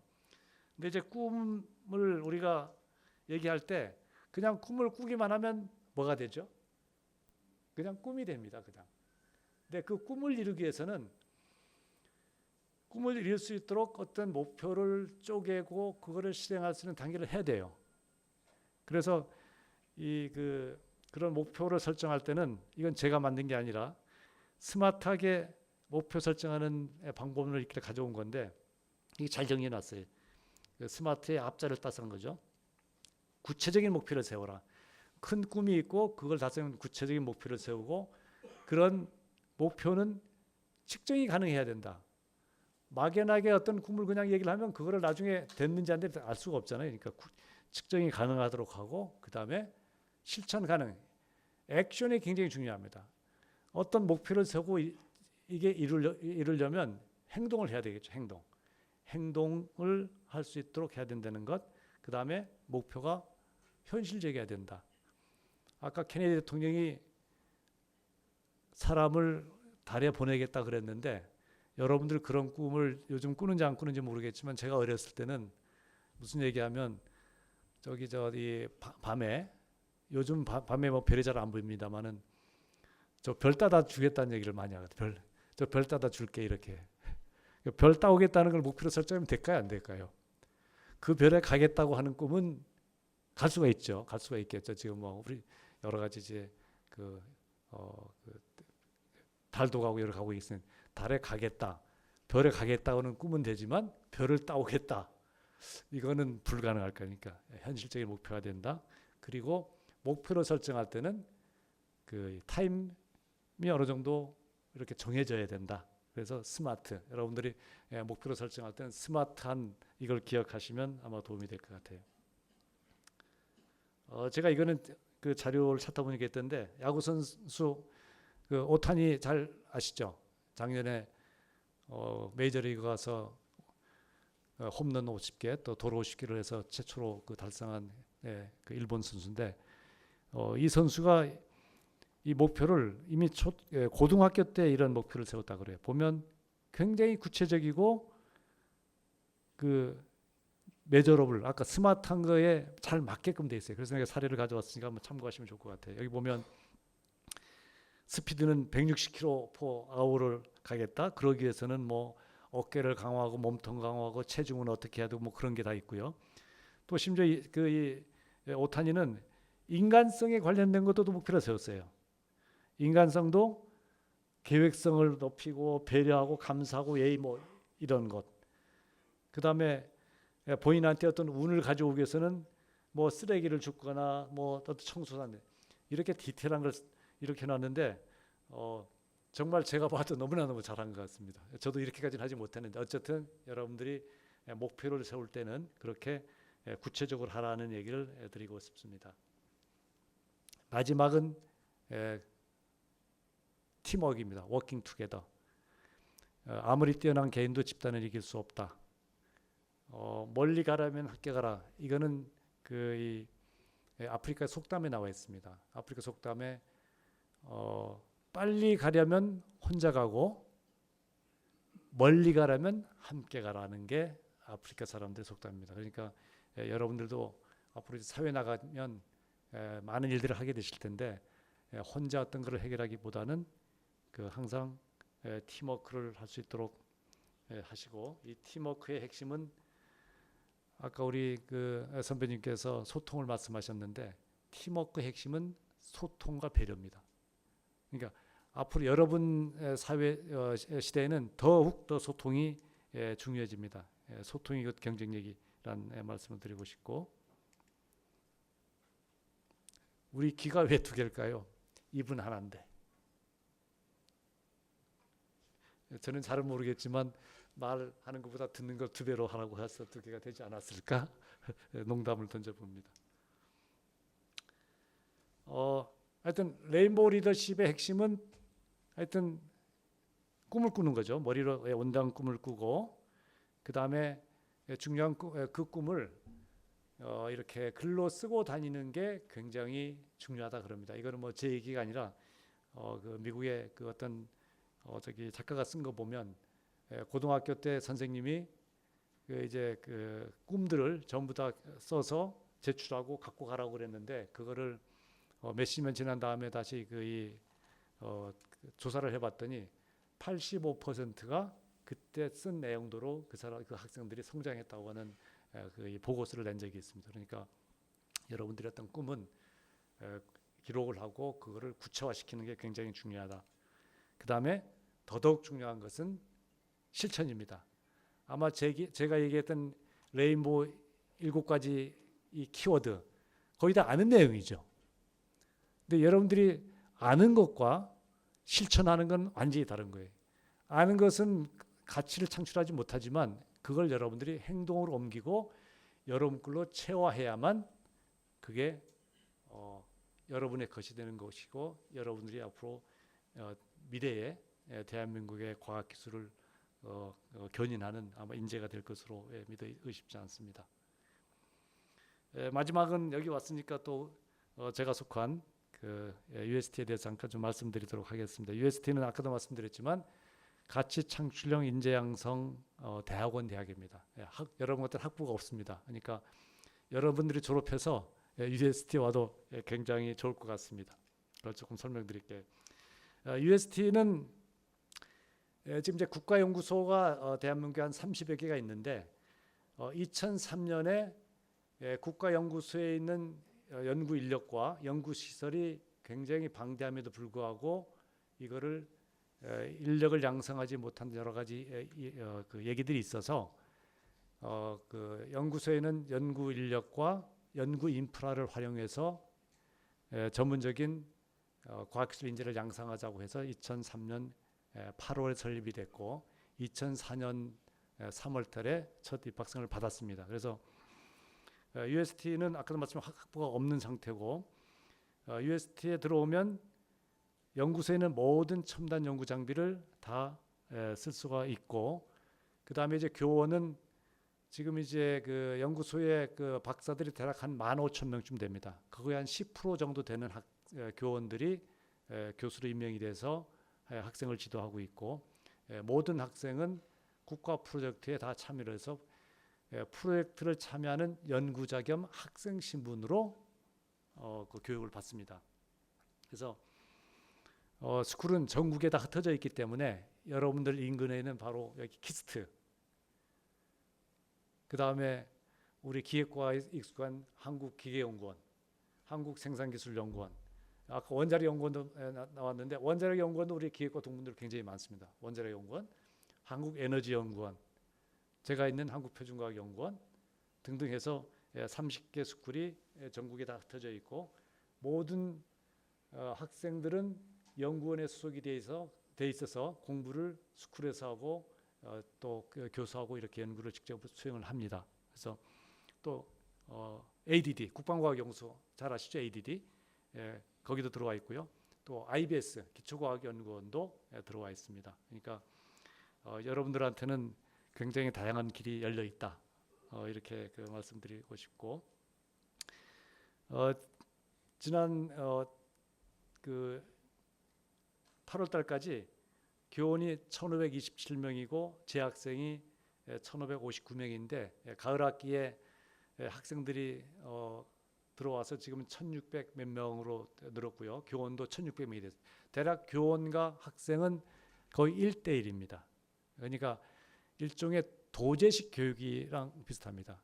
연구 지도는 거의 1대1이나 1대2 이렇게 교육을 받고요.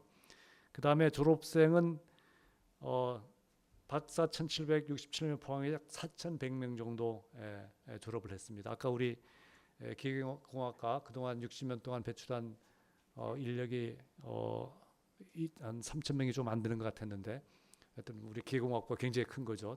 근데 저희가 지난 한 20여 년 동안 약 4,000명 이상의 석박사를 졸업을 했고 그 본부 직원은 뭐 많지는 않습니다. 졸업생들의 진로는 첫 번째는 출연연에 취직하는 겁니다. 출연연. 지금 4,000명의 졸업자 중에 외국인 학생이 또 한 30%쯤 돼요. 외국인 학생 굉장히 많습니다. 그 국내 졸업자가 한 2,800명인데 그 10%는 281명이 국가연구소에 가서 근무를 하고 있고 거기에는 뭐 지금 들어와 있는 인력 중에 한 40명이 다시 또 UST 교수로 활동하면서 활동을 하고 있습니다. 그 다음에 산업계도 많이 갔고 또 학교에도 많이 갔어요. 특히 외국에서는 총장도 2명을 배출했습니다. 인도네시아 쪽에도 총장 한 분 계시고 몽골 쪽에도 총장을 했는데 하여튼 다양한 분야로 진출한다. 그래서 여러분들이 그 국가연구소에 혹시 가고 싶은 사람이 있으면 여기 고려대학교 석박사 과정도 굉장히 좋지만 UST도 한번 관심 가져주면 좋을 것 같습니다. 아까 제가 조사했더니 우리 UST에는 고대 출신들이 45명이 졸업을 했고요. 지금 현재 6명이 재학하고 있는 걸로 조사가 됐는데 기계공학과는 한 명도 입학도 하지 않았고 재학생도 없습니다. 근데 여러분들이 아까 얘기했던 국가연구소에 관심이 있으시면 제가 이제 총장이 되면서 앞으로 졸업생의 20%까지는 국가연구소에 가는 목표를 제시했고 그 트랙을 타는 사람들한테는 특별 장학금을 별도로 지급하려고 합니다. 근데 일단 현재 입학을 하면 연구원 신분이면서 학생이기 때문에 근로계약을 맺습니다. 그러니까 사대보험이 다 돼요. 국민연금도 하고 심지어 졸업하고 나서 잡이 바로 안 잡히면 실업수당까지 받습니다. 실업수당까지 받아요. 박사 과정이 대략 한 월 270만 원, 석사가 210만 원. 여기는 물론 여러분들 그 입학금을 등록금을 내는 등록금은 굉장히 적습니다. 한 학기 250밖에 되질 않고. 그다음에 또 이렇게 이 교원들하고 1대1로 교육을 받게 되면 굉장히 좋은 장점이 있는 반면에 우리 학생들이 직접 연구 프로젝트를 직접 기획하고 진행하는 연구자의 경험을 쌓을 경험이 없어서 여기에 있는 영 사이언티스트 양성 프로그램이라 그래서 본인이 제안서 내고 과제를 진행하면서 할 수 있는 프로젝트를 운영을 하고 한 3천만 원까지 지원합니다. 그래서 그것도 굉장히 활발하고 또 재학생 중에 상당한 인력들을 해외 논문 발표나 연수를 보냅니다. 그리고 제가 이번 총장이 취임하면서 내년 1월 달에 라스베가스에 있는 그 CES 국제 이 전자 쇼에 한 30명을 선발해서 보냅니다. 그러니까 그런 특전도 주고 그다음에 창업 관련주도 굉장히 지원하고 등등하고 대략 박사과정 4년 동안 재학하는 동안 약 2억 원 정도의 지금 직접적인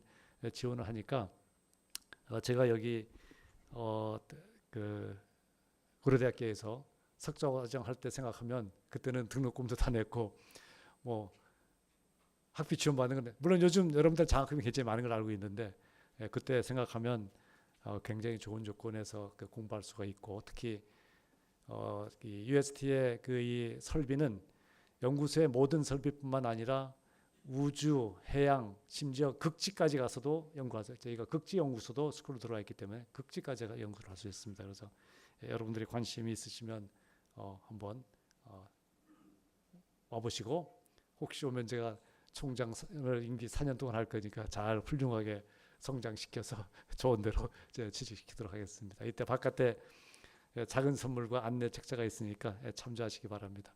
우리 교수님들은 싫어할 테지만 아니 고려대학교 기계공학과 석박사도 굉장히 좋습니다. 그렇지만 US도 또 다른 길이 있으니까 한번 관심 있게 봐주시기 바랍니다. 예, 고맙습니다.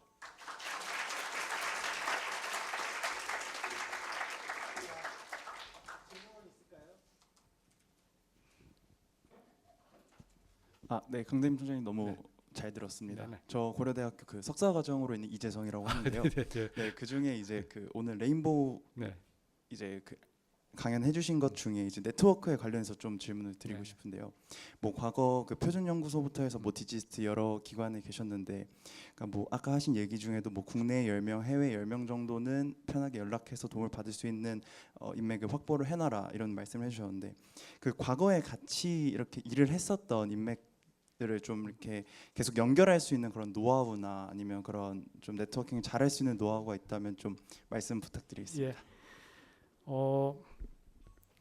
네트워킹 관련해서는 두 가지를 말씀드리고 싶은데, 사실은 좋은 관계를 맺으려면 본인이 일단 희생을 해야 됩니다. 그래서 제가 후배들한테 얘기할 때 어떤 도움을 요청할 때 많은 경우에 내가 너무 바쁘기 때문에 내가 이 일을 끝내고 난 다음에 그거 해줄게 이렇게 보통 답을 하죠. 그래서 저는 후배들한테 먼저 그 일을 해줘라.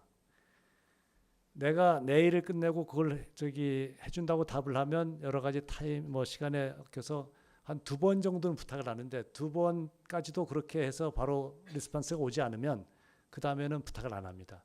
그러니까 먼저 내가 그걸 도와주면 언젠가 다시 도움을 받는 관계가 되는 거고, 그런 식으로 하는 게 굉장히 중요하다는 말씀하고, 그 다음에 사실은 이제 국제적인 네트워크 하기는 쉽지가 않습니다. 저도 국내에서 하기를 했고 정말 토종 박사이기 때문에.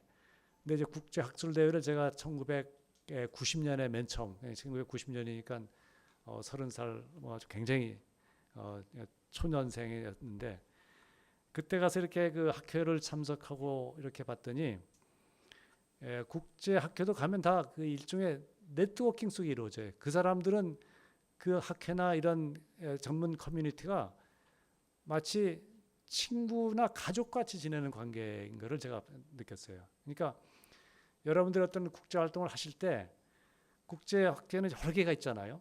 그러면 여기도 가보고 싶고 저기도 가보고 싶어 있는데 그거를 여기 갔다 저기 갔다 하면 절대 그런 인맥이 쌓이질 않습니다.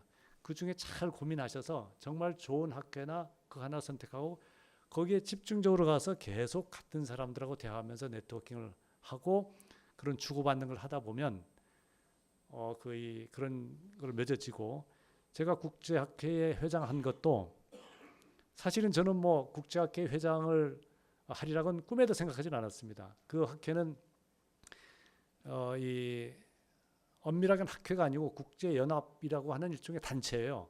1958년 헝가리에서 만들어졌는데, 그 당시에는 동구권과 서유럽이 이렇게 그 냉전 시대였기 때문에 소통을 할 수가 없는 시대라서 과학기술자들이 어떻게 하면 이렇게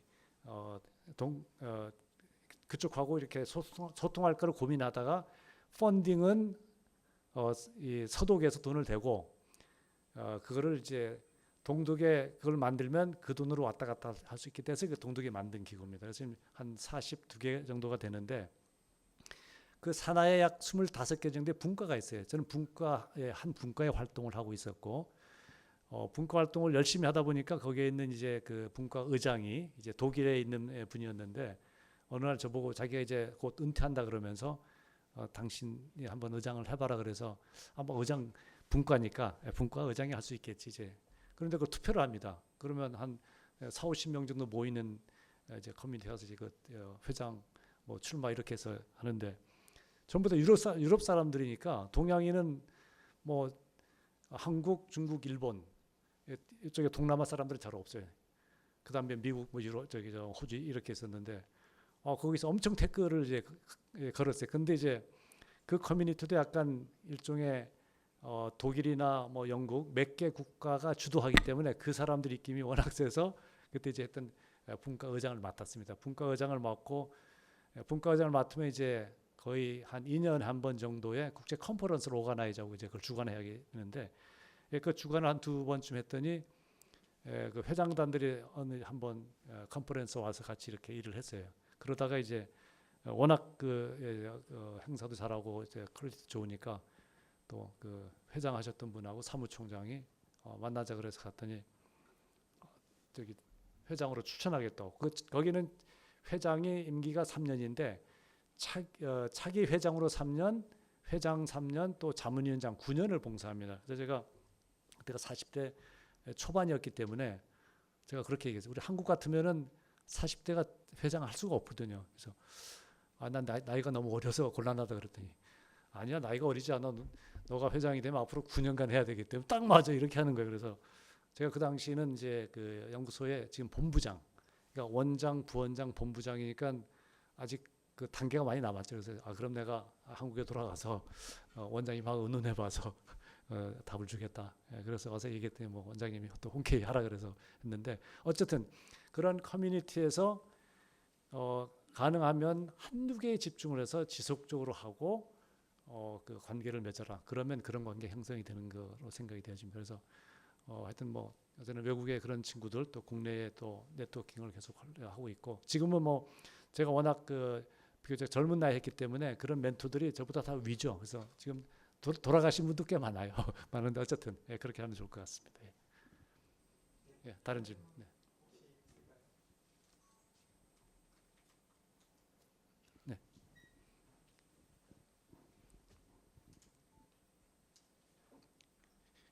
네, 안녕하세요. 네. 석사과정 첫 학기 네. 기획과 다 윤재윤이라고 합니다.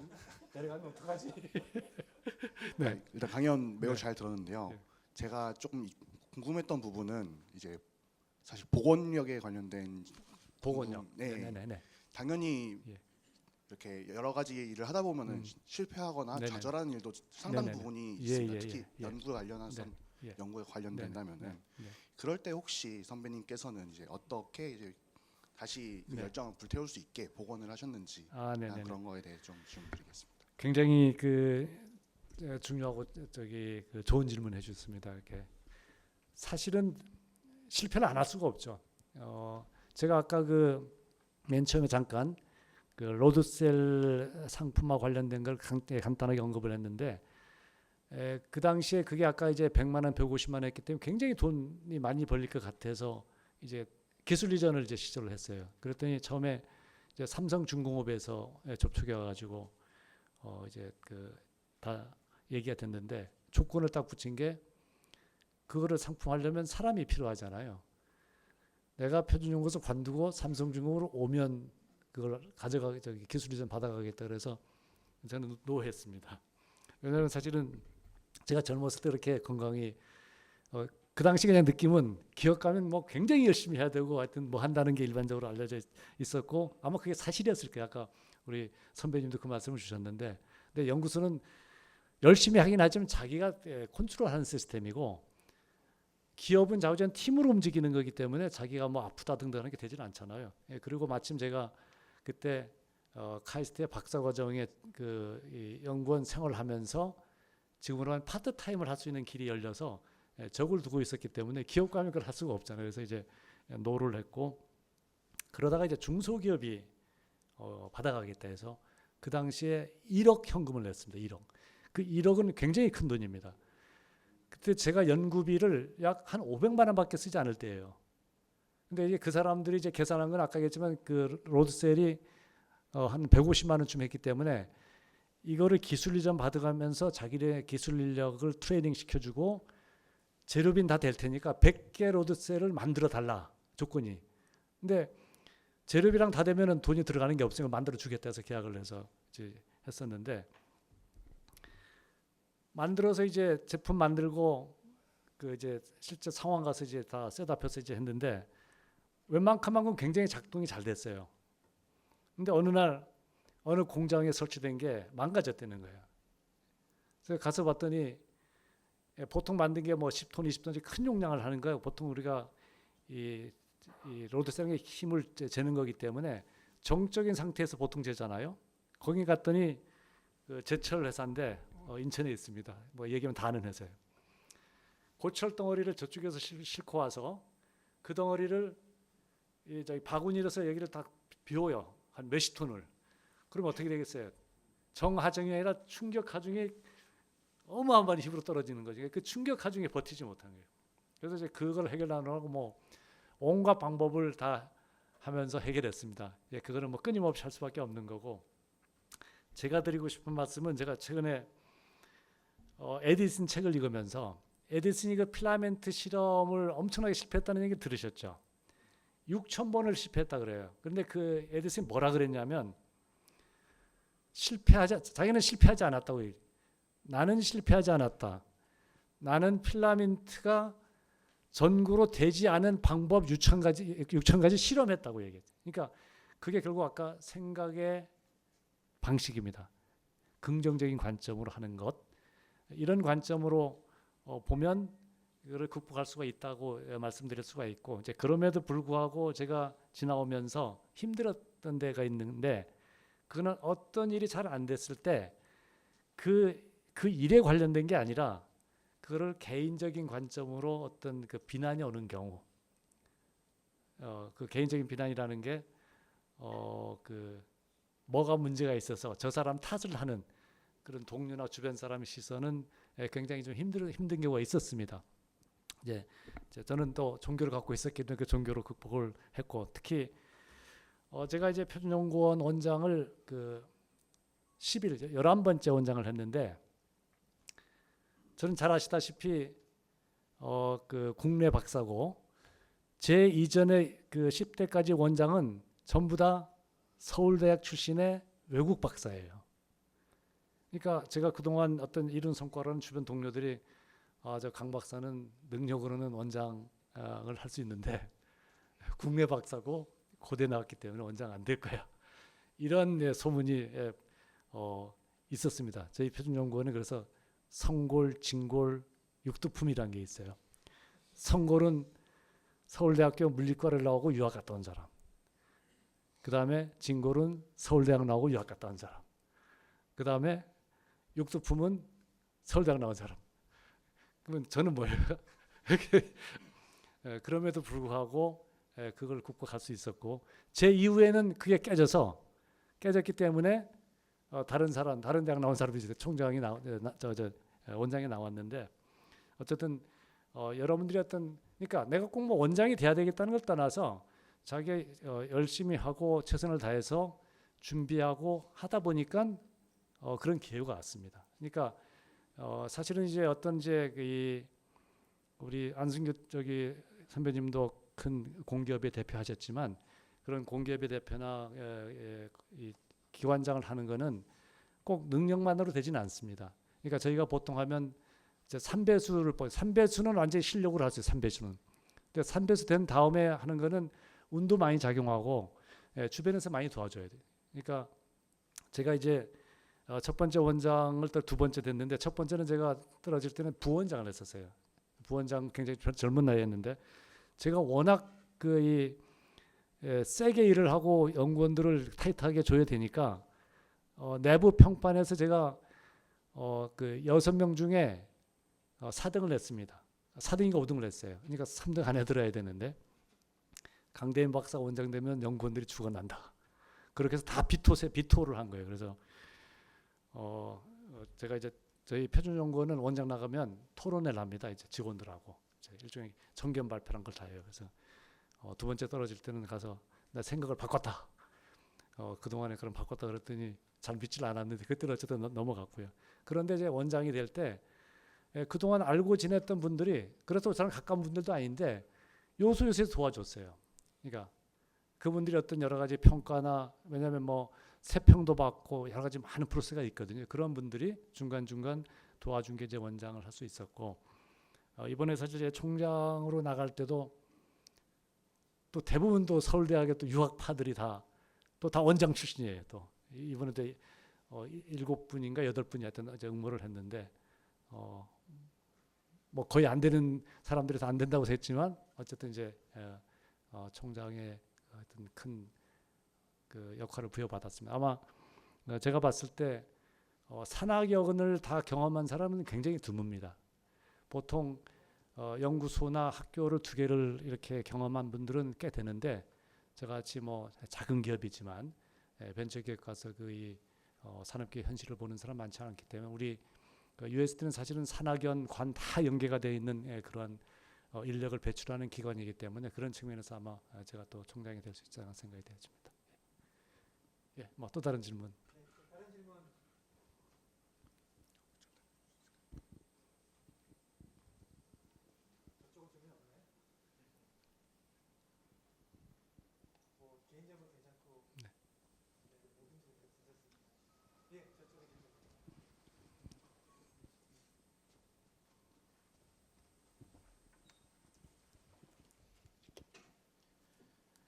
예, 그 학부 2학년 재학 중인 학생입니다. 제가 그 강연 중에 언급되었던 국방과학연구소에 네. 관심을 가지고 있는데 그 국방과학연구소 채용 공고를 보니까 네. 이 학사로 취직하는 경우도 있고 이제 석사 이상으로 모집하는 경우도 있는데 이때 학사로 간다고 쳤을 때 다른 기업을 간다는 선택지에 비해서 경쟁력이 있을지 아니면 꼭 간다고 했을 때 꼭 석사 이상 학위를 따고 가는 것이 좋을지 그게 궁금합니다.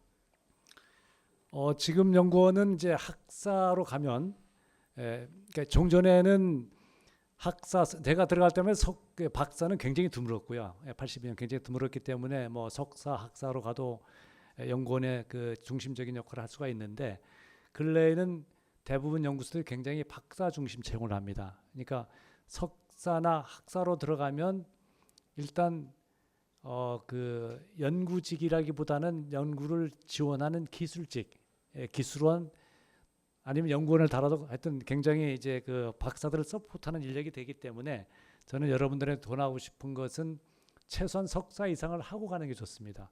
학사로 가면 굉장히 좌우지간에 이 버티기가 쉽지 않은 연구소 구조가 그렇게 돼 있어서 최소한 석사 이상 하는 게 좋겠다는 생각이 들고 물론 저 ADD 같은 경우는 입사한 이후에도 공부를 할 수 있는 길이 아마 열려 있을 거예요. 그런데 대부분 출연료는 지금은 저 같은 경우는 석사하면서 박사도 했지만 지금은 그 길이 다 막혀 있습니다.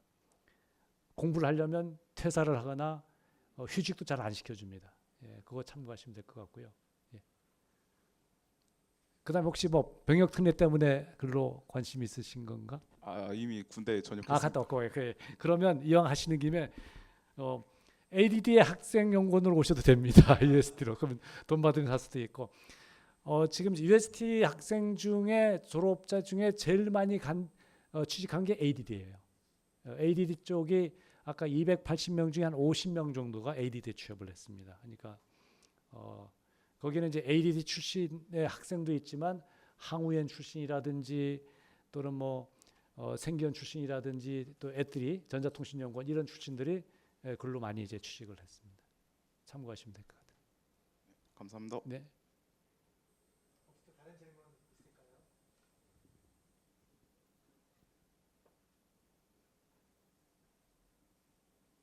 없으면 이것도 일단 마치도록 하겠습니다. 예.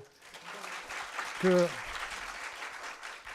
입구에 여러분들한테 조그만 선물을 갖다 놨으니까 가실 때 우리 학생들 하나씩 갖고 가세요. 네, 고맙습니다.